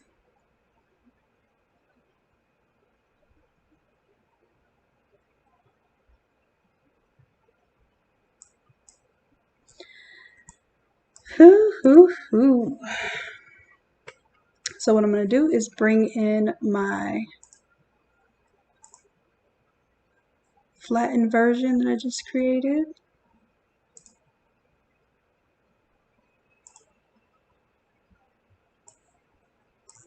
Drag and drop it. Now this is a smart object. So what I'm going to do is kind of size it for that 13 by 19 on the front.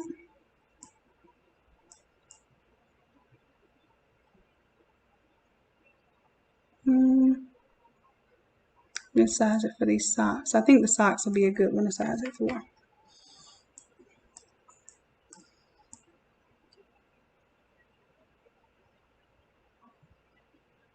There to there, looks good. I'm going to hit enter. And then I'm going to take this smart object and create a clipping mask.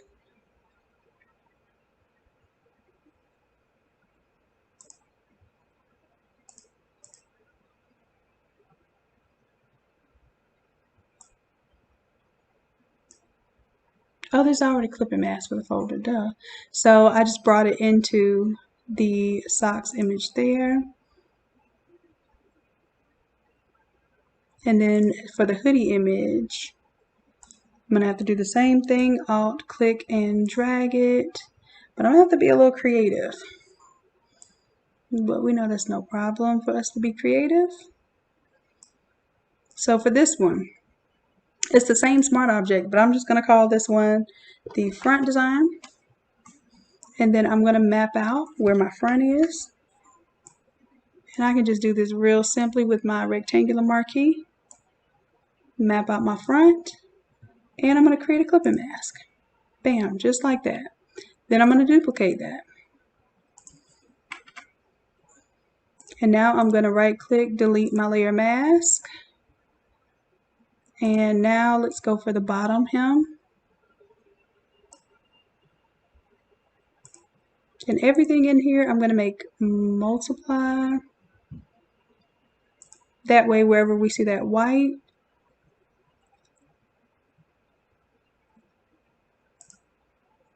oh no, we're going to have to do it for everything on here.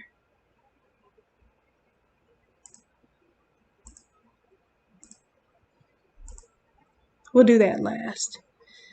Let's do multiply just so we can see what's going on. Front design is out of the way.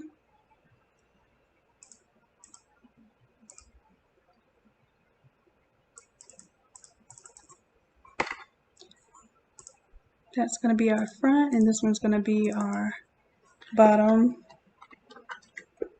hem. So I'm just going to bring this up a little bit. And if I'm pressing this, I know that I'm going to have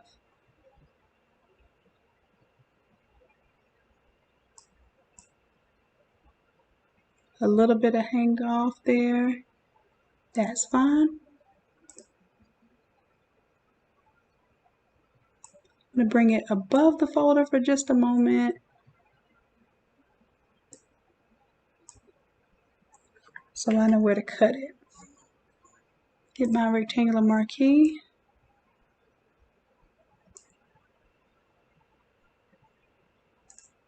Create a layer mask. I'm just going to go ahead and do all this. Bottom hem, let's delete that layer mask. Now I want to do, let's say I want to grab this wrist over here.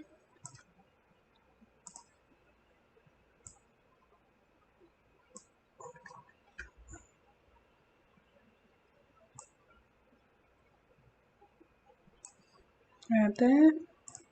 Layer mask. Oh, I came over a little too far.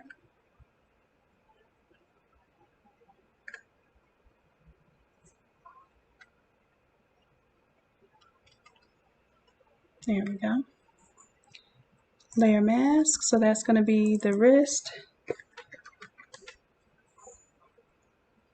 Then I'll duplicate that. Delete that layer mask. What else do we need? We already have the socks, so I don't need the socks. As far as the sleeves, I only need one sleeve. So I just need this one right here. I'm going to call this one the sleeve. And I'm going to grab my marquee tool. Get just that one. Clip and mask. Duplicate that layer. Delete the layer mask. What else do I need? Oh, we need the back design, and then that should be it. So I grab my marquee tool. Let's grab the back design. Layer mask there. I'm going to call that the back. And now we have the back, sleeve, wrist, bottom hem, all are going to go into my hoodie images folder.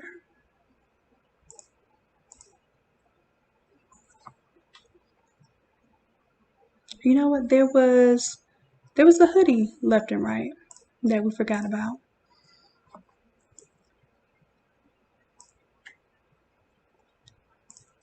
So I'm going to delete the layer mask. This is the one I need right here.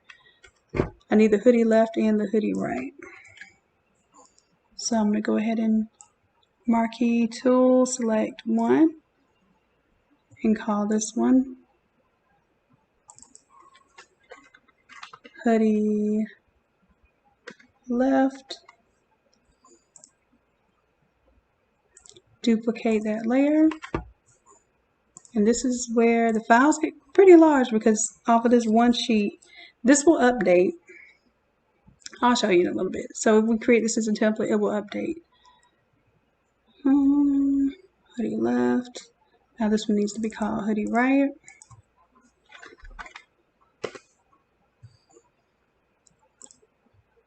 I'm going to delete the layer style or layer mask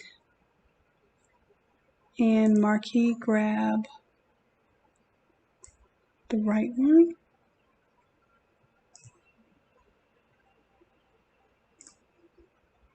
Okay, so now everything goes into my hoodie images. Alright, so here we go. Just activate the socks. Make sure the blend mode is on multiply. And I'm going to zoom in before I do that so you can see the difference.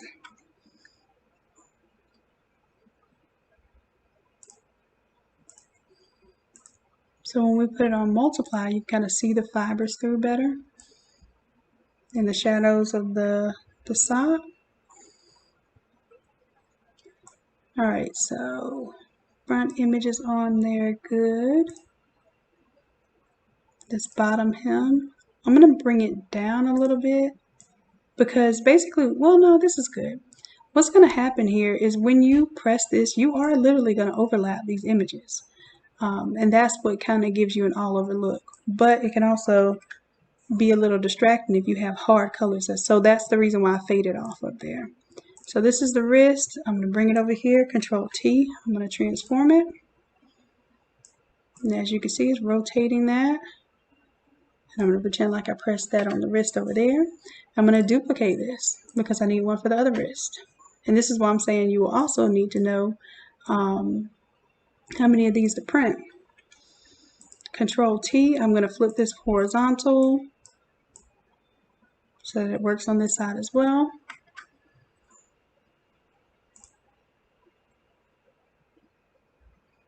Alright, sleeves are done. Then the hoodie, let's see. Let's do the actual sleeve here. I'm trying to move it around until I find it. I think it's somewhere up there at the top.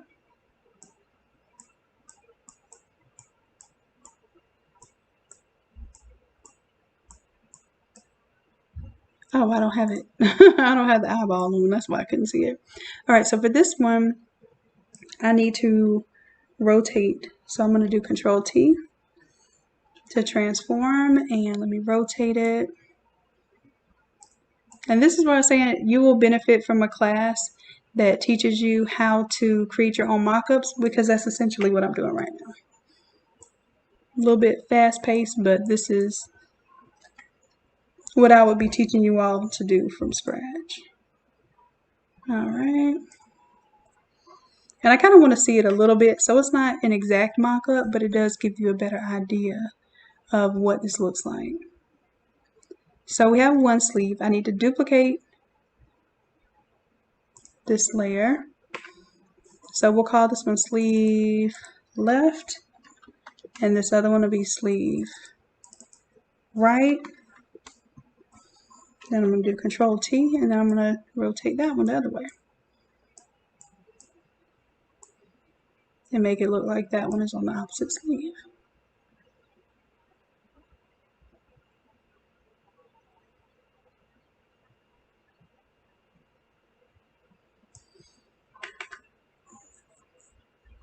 You don't want to put it too high up on the shoulder because it's not realistic, because most times you can't really press all the way up there on the shoulder. So you bring that down just a little bit. So it'll be a little bit more believable and more like what I would actually end up pressing for the customer. Now, as far as the back goes, I'm going to take the back and drag it outside of the image. Right there. And I'm just going to kind of label that as the back. Because I didn't take a picture of the back of the hoodie, and that was probably a little lazy of me, but you'll know how to do it if you're creating your own mock-ups. Let's see what else. So we need the hoodie right and left. So I'm going to call this one the right side, and this one the left side. Oops, nope, should be the opposite. is how we look at it designing versus how we're actually going to press it. All right, so I have to Control T, rotate that a little bit so that it fits on the hoodie better.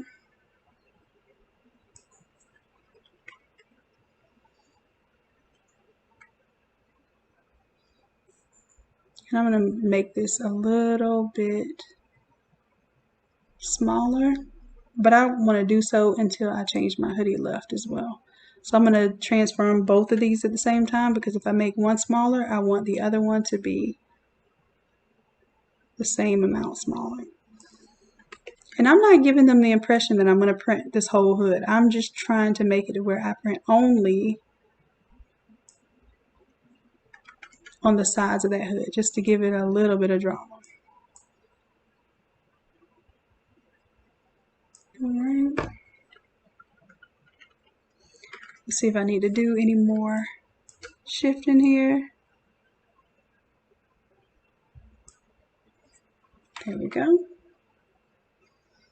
And then as far as the hoodie left, it's still on there. Now, if you want to show what the hoodie left and right would look like, you can always put those on the side.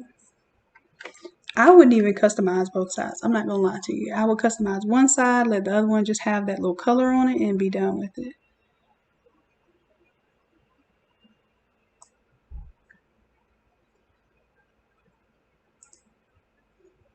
Okay, now for the hoodie left, I do understand. And see how pixelated we're getting here?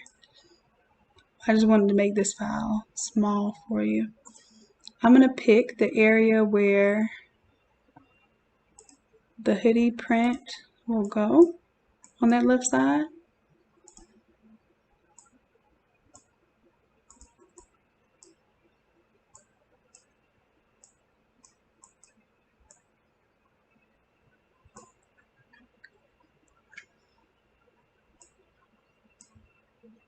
And this is what we'll be doing in the mock-up creation class too. Using the pen tool, creating our space. Go ahead and make that a selection.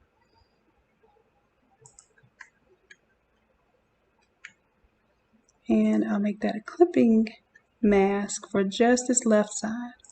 So when I turn it on, it's going to clip inside of that area.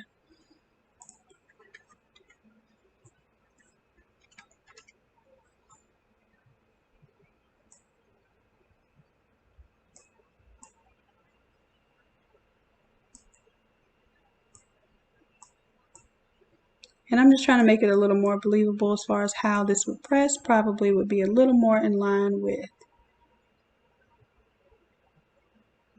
that hem there. All right, so if I did this right, then I should be able to go into my football version.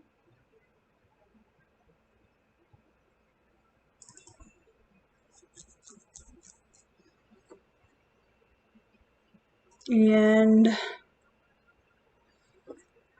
oh, I know what. I have to figure out where the Mermaid version artboard is.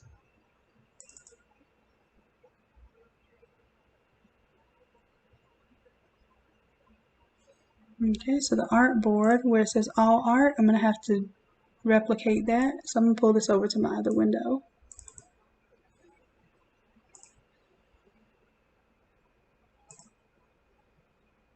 So I need a new artboard that encompasses everything, and I also need to remember to put the sock as a smart object on this, but I'll do that afterwards.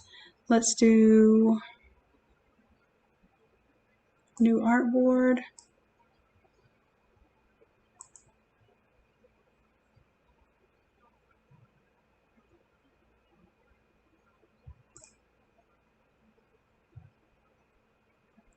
And hopefully all I have to do is pretty much retrace this entire artboard setup here.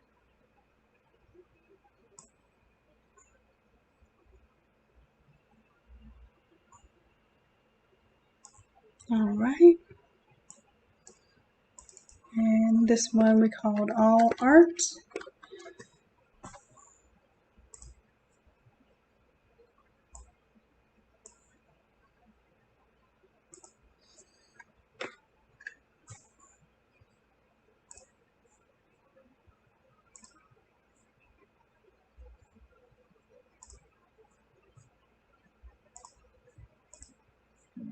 And it looks like the width is 37.58. So I'm going to come back here.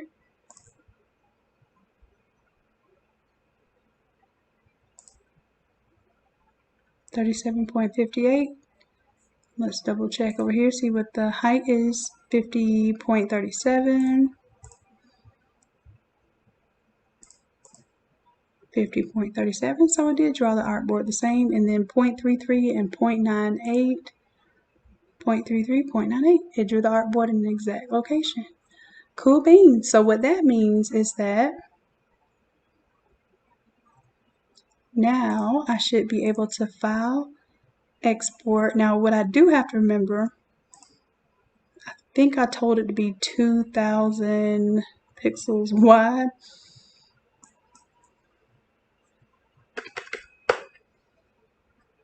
And, oh,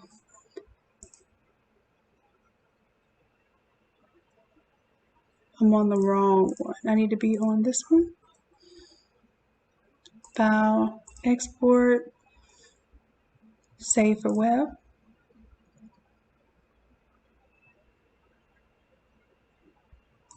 And this will be 2,000.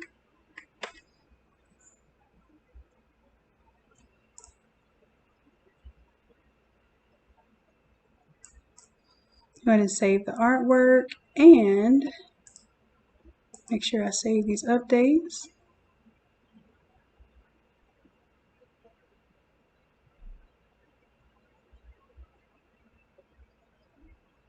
Alright, so the idea here is that now I should be able to take this mock-up. So I'm going to call this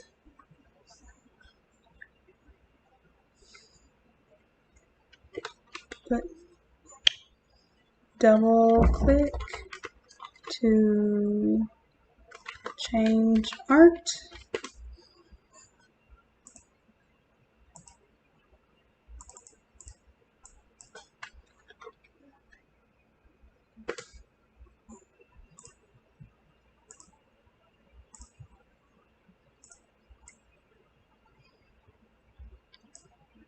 Now, if I double click this, I should be able to bring in my new art. It should be the exact same size, and everything should be in the exact same place.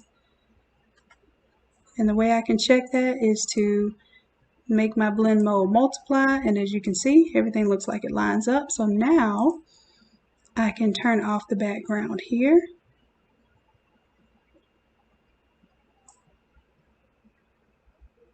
Say yes, I want to save this update. Oh, dagnabbit.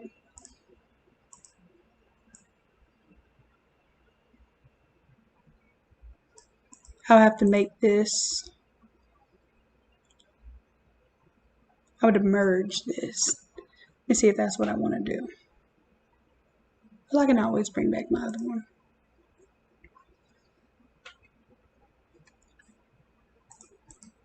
So we can go ahead and flatten this image.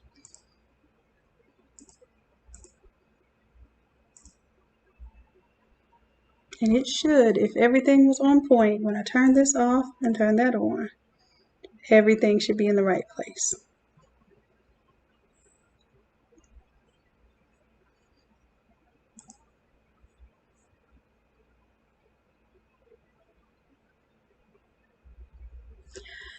Whew, so I stuck around and did a mock-up for y'all. It's not that complicated, but then again, you don't want it to be too complicated. So this will, when I double click to change the art, I have to replace this art. So I'm going to, as a matter of fact, let me go ahead, turn that off. And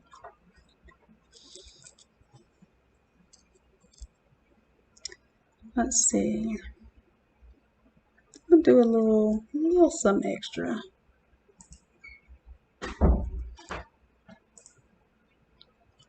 Let's take the front design.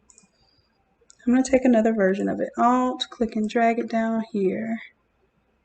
And I am going to Control T, make it super large.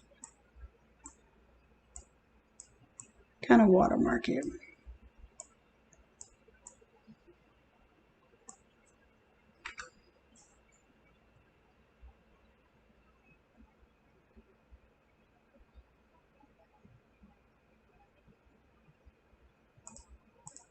I'm going to delete that layer mask and add a new one from here.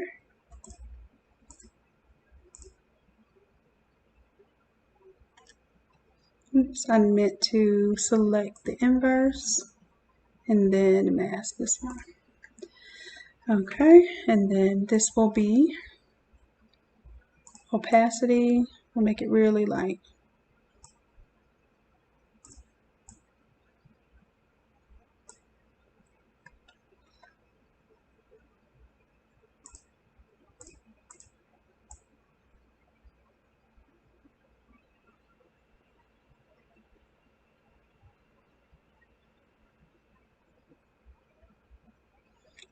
And I'm thinking for this one, we might end up making it a longer image just because it has, or you can put your logo or something else down there.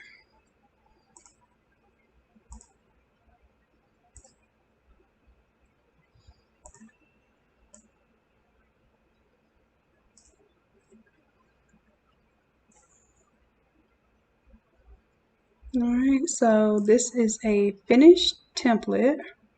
Let me save.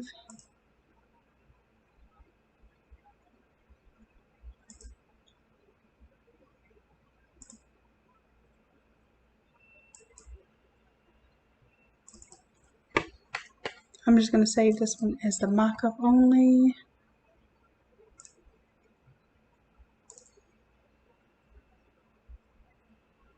And you will have to explain to people too that that's the back of the design. This is what the left and right of the hood looks like.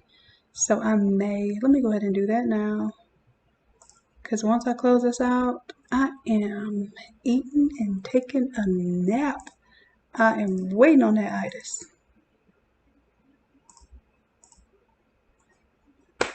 All right. What did I say I was going to do? Label this as the back.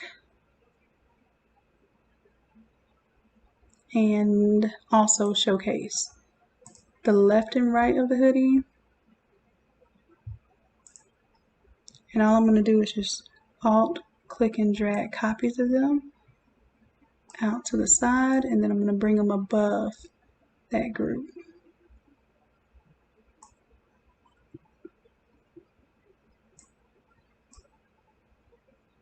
So that the back, left and right hoodie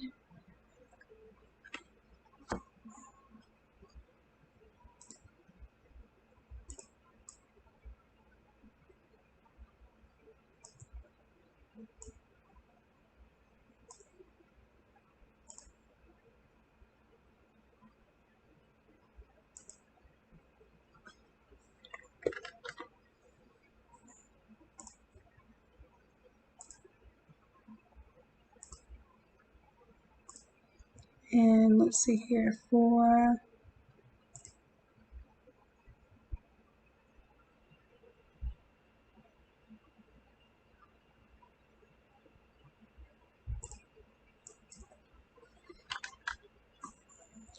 I'm just going to do Times New Roman to keep it really simple and clean. Make the color black.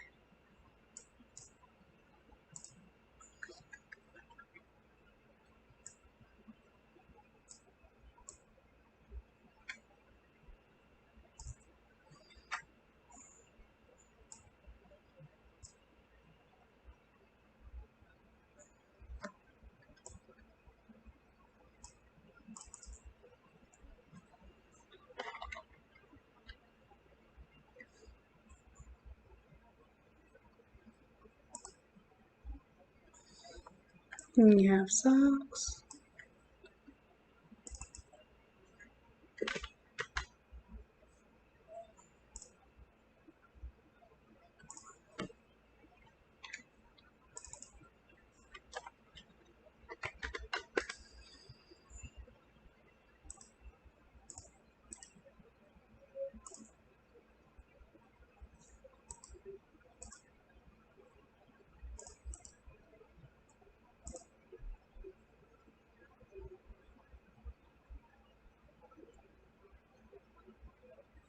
I just had to add a little layer effect there. It was looking a little too plain to me. Let me go in here and control some of these. strokes and make them a little bit smaller.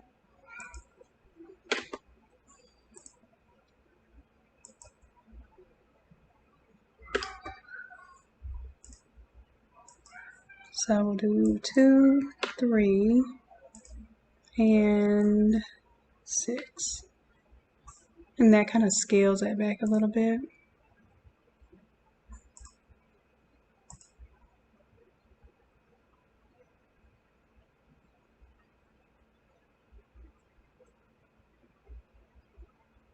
And I don't want it to look the same as a design because I don't want them getting confused that that is like it's part of the design.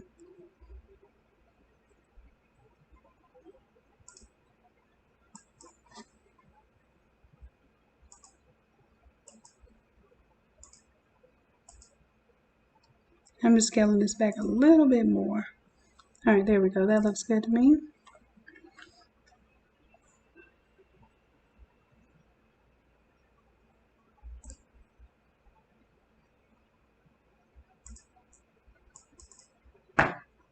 And I'm going to change this to say all over ish.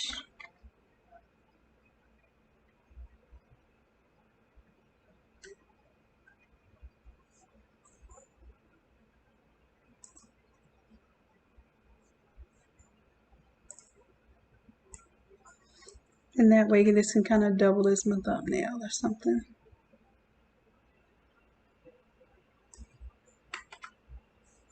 And let me change this. Oh, if I could spell.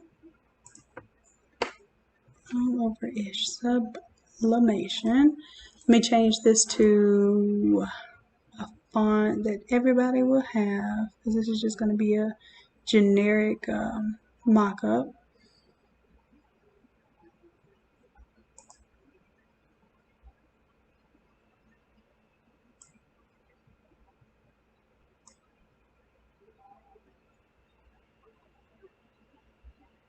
Or at least something that I know is free.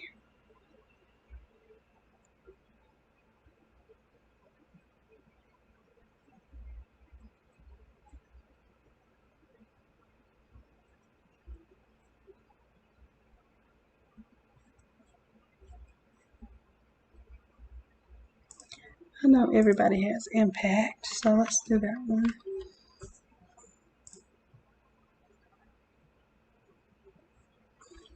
Very easy to see.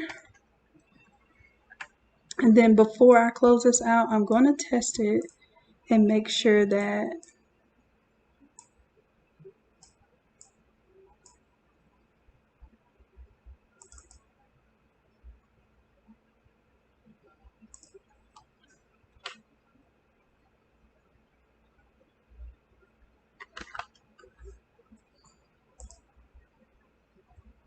if I switch it back to the mermaid design, then it's going to still work out.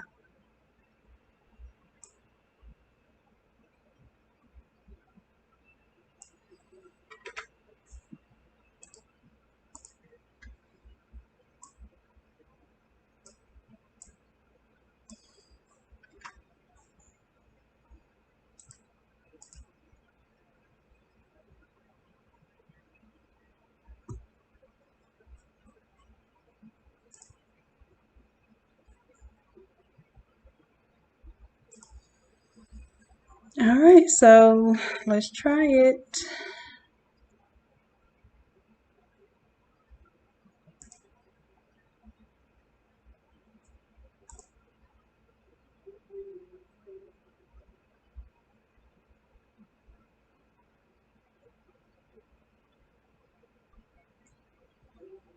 So we'll double click. Well, let me go ahead and save this as a JPEG because I can actually use this to send to my customer. Save as a JPEG.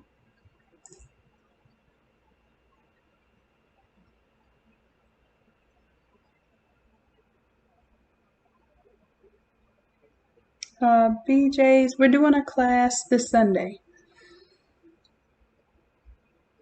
As a matter of fact, this is the class that we're doing Sunday.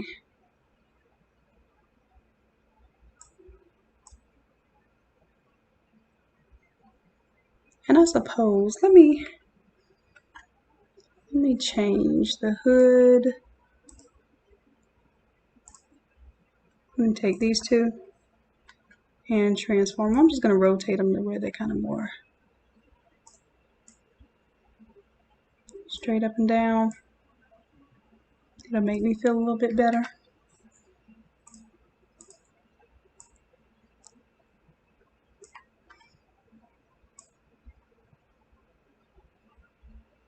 Probably should have done that in the first place. And because the mock-up is so small, I'm going to take these and make them a little bit bigger so they can actually read what they say. That way, if there are any misspellings, anything of that nature, it'll be right here on this preview.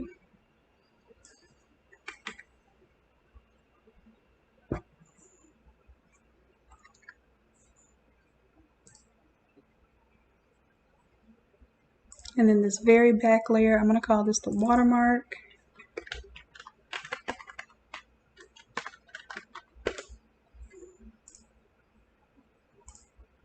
And the image moves independent of... I'm trying to make it so that nothing shows up in that one right there. Is there anything?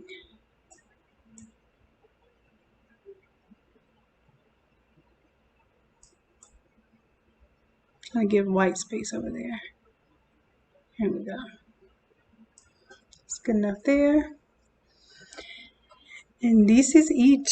Let me save. If I look at it anymore, I'll keep working on it. So I think I'm going to make sure that it works for the mermaid one more again. So I'm going to file, say this is a JPEG. Go ahead and send that to the client. That's my mock-up. And then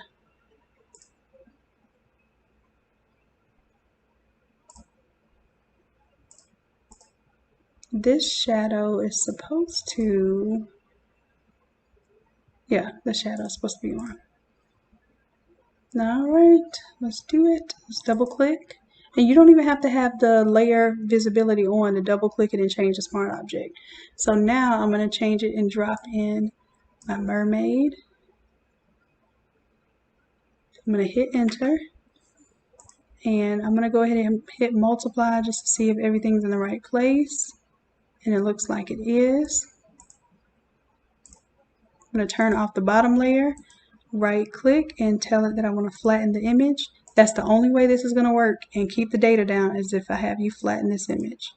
Otherwise, you'll keep adding and adding and adding different layers here and the file will be huge before you know it. All right, so there it goes. Let me know what y'all think. I just automatically update it.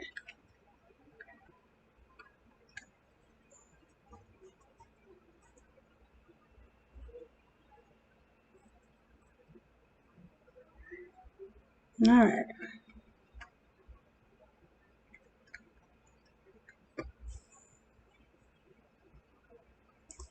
Let me go ahead and save this as a JPEG.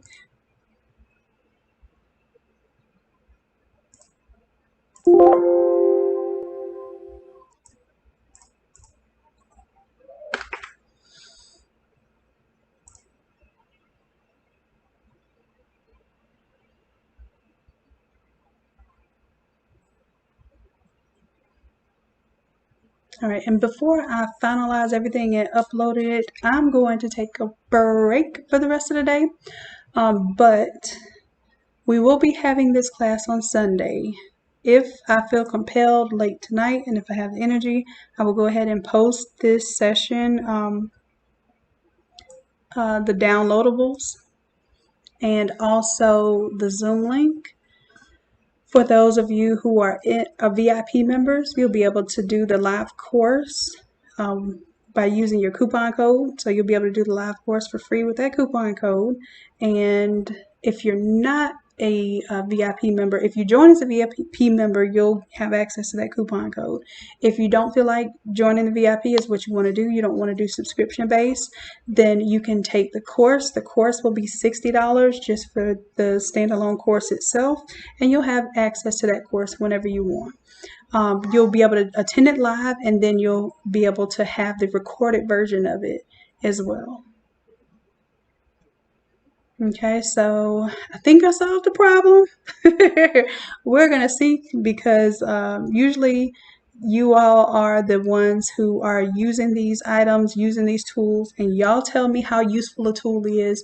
And sometimes when it's too complicated, like this original file, y'all told me it was too complicated. And lo and behold, here I am almost a year later redoing it for you. So teamwork makes the dream work.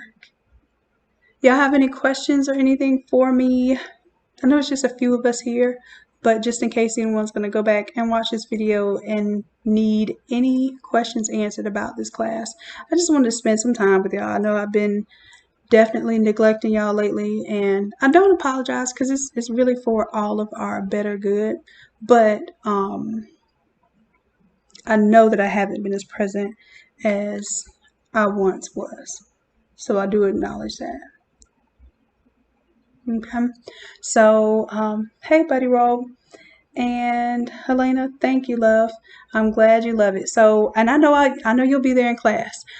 So this is what we're going to do in class. We'll do the design part, which is what I showed you all in the beginning of the video. And I'm hoping that we'll have time, because once we do the design part, the mock-up part should be simple. So I'm thinking we can do the design and the mock-up, but it will be this particular mock-up. Then the next class we do will be me showing you how to create a mock-up. So that will be a Christmas stocking and an ornament, for the Christmas season. So, but you can do it with anything. You can take a photo of something that nobody else has sublimated. You know that you're going to sublimate it. You found this really cool jacket, somewhere, and you want to mock it up for a customer. You take a photo of it, and you do the same things that you saw me do today. Bring in the images and change the blend mode, go ahead and hide certain things with the layer mask, and that's what we're going to learn in the in that particular class. Hey, Buddy Roll.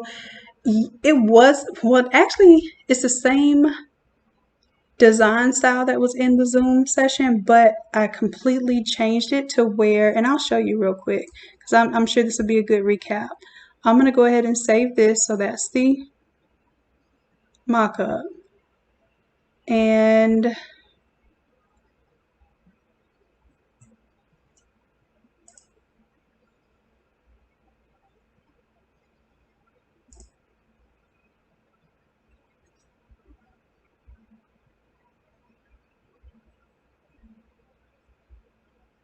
matter of fact, I need to update the football one anyway. So while I'm doing that, y'all can watch me. Let's see. I got so many different versions of the file now. Okay, so this is the art only version. So Buddy Roll, what I did was, per y'all's request, to make this an automatic tile setup. I've been working on it, and I think I got it. Well, I have it. I don't think. I have it to where it functions purely as an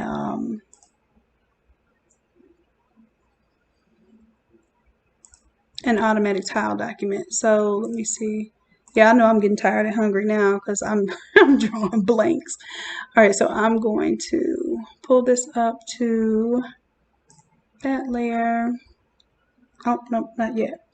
I'm going to change it to a smart object. So convert to smart object.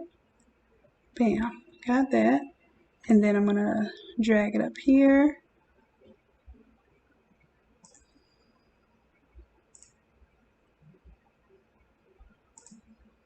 Turn this on. I think I brought it down to right about here. Control T. So this is what it will look like when you open it. And these are all the elements that you will have to change.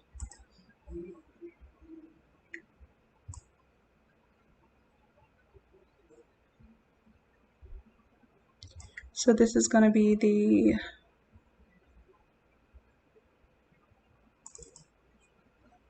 did I name this in the other file? See, that's why I don't like making duplicate files. I think I named it socks gradient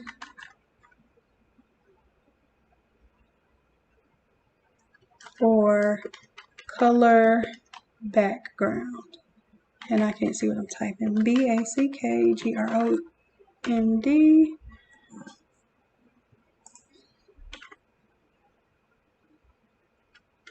All right, and then I took the abstract design, Control T, made it a little bit smaller, moved it over. So I think now this has the same setup as the Mermaid setup. Let me go ahead and file save that. So Buddy Roll, all you will do is go in, and you can review this video. I'm going to leave it up. You'll just double click these elements, change them all out, and once you change out those elements, it will automatically update everything here. So for instance, if I wanted to change out the sock background color, let's say I wanted no background at all, I can hit yes and watch the sock background disappear. If I want to do a solid color instead of the gradient, let's say I want the background of the socks to be black, update that, Smart Object updates, and now the background of my socks are black. So this is going to be a game changer as far as making it look really, really intricate with changing as minimal things as you can possibly change to get something that looks this dynamic. Okay, so you would end up changing only the things on this screen, and it will automatically propagate and change all the things here. And then all you would have to do is, I'm going to change my sock back. I kind of like the black, but I also know that they have black pants, so maybe the black and black wouldn't necessarily match. And I want to use up as little ink as possible, so for me,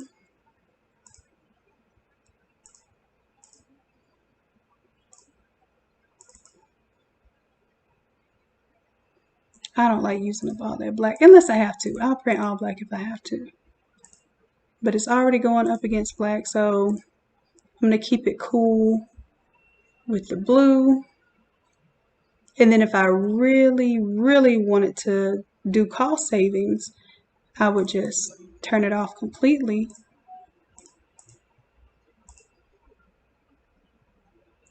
Because this would be the least expensive thing to do. Once this is done printing right about here, you're done. It doesn't matter how long of a sock you do. You can do the long knee-high socks, and you can't mess up with this. You just leave the rest of the sock white. So that works for that. I think I'm going to leave this as is.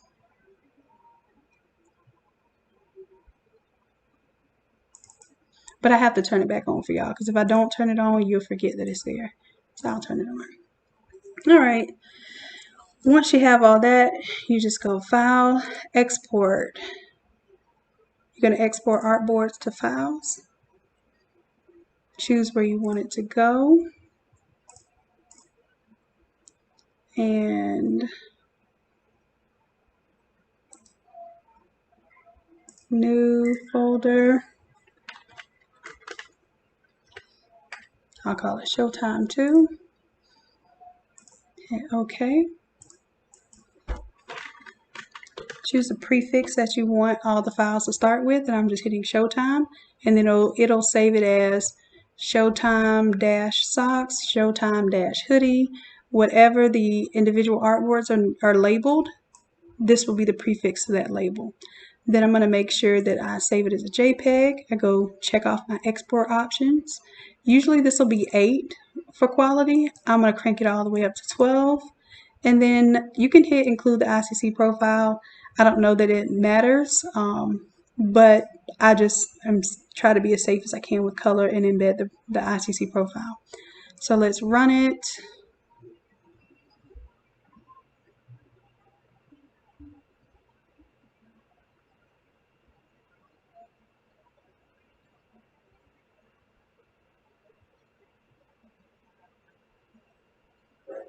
All right, so It shouldn't take that long. It is a large file though, so depending on the processing power of your computer, this may or may not take longer than it's taking right now on mine. And then once it's all said and done, it'll give us a little window letting us know it was successful, and we can check our folder. So it says Artboards, the files were successful, and it tells us the drive, the folder that it's in. So I'm going to go check that folder right now. All right, bring it over for you all. Go to the Showtime 2 folder, and there are all of those tiles as individual files that I can print each of these on Photoshop. I suggested you print from Photoshop. I never print from any other program when we're doing these converted sublimation colors. So I would print one of these, one of those, the back, one of the front. For the bottom left and the bottom right, I would print one of each of those, and these are tileable, so it creates a little overlap that when you trim it to the very edge of the graphic, you have a little bit of overlap, and it does that automatically. Then you have the hood, so the left and right of the hood. You have the socks. Of course, you would print two of those for the front and backs of the socks, or you do the taco method and you end up doing left and right. And then for the wrist area, you would print two of those, one for the left and one for the right. So that's it. I feel like I'm losing my voice a little bit too. So I'm gonna chill for the rest of the evening. I've been working kind of relentlessly on this for you all to give you a little something to be excited about. So I hope y'all excited about it. All few of you that are here, I appreciate you on your turkey day. So let's see if y'all have any questions. I'll take them at this time. Otherwise, I'm going to go ahead and call it an evening and try to do a little bit of relaxing today.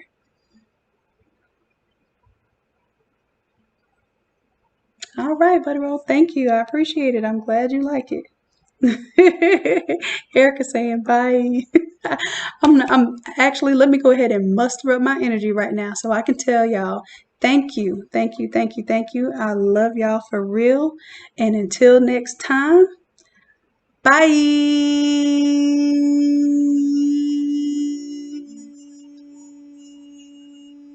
I gave y'all extra long one today. But thank you for real. I will check with y'all very, very soon. Thanks, loves.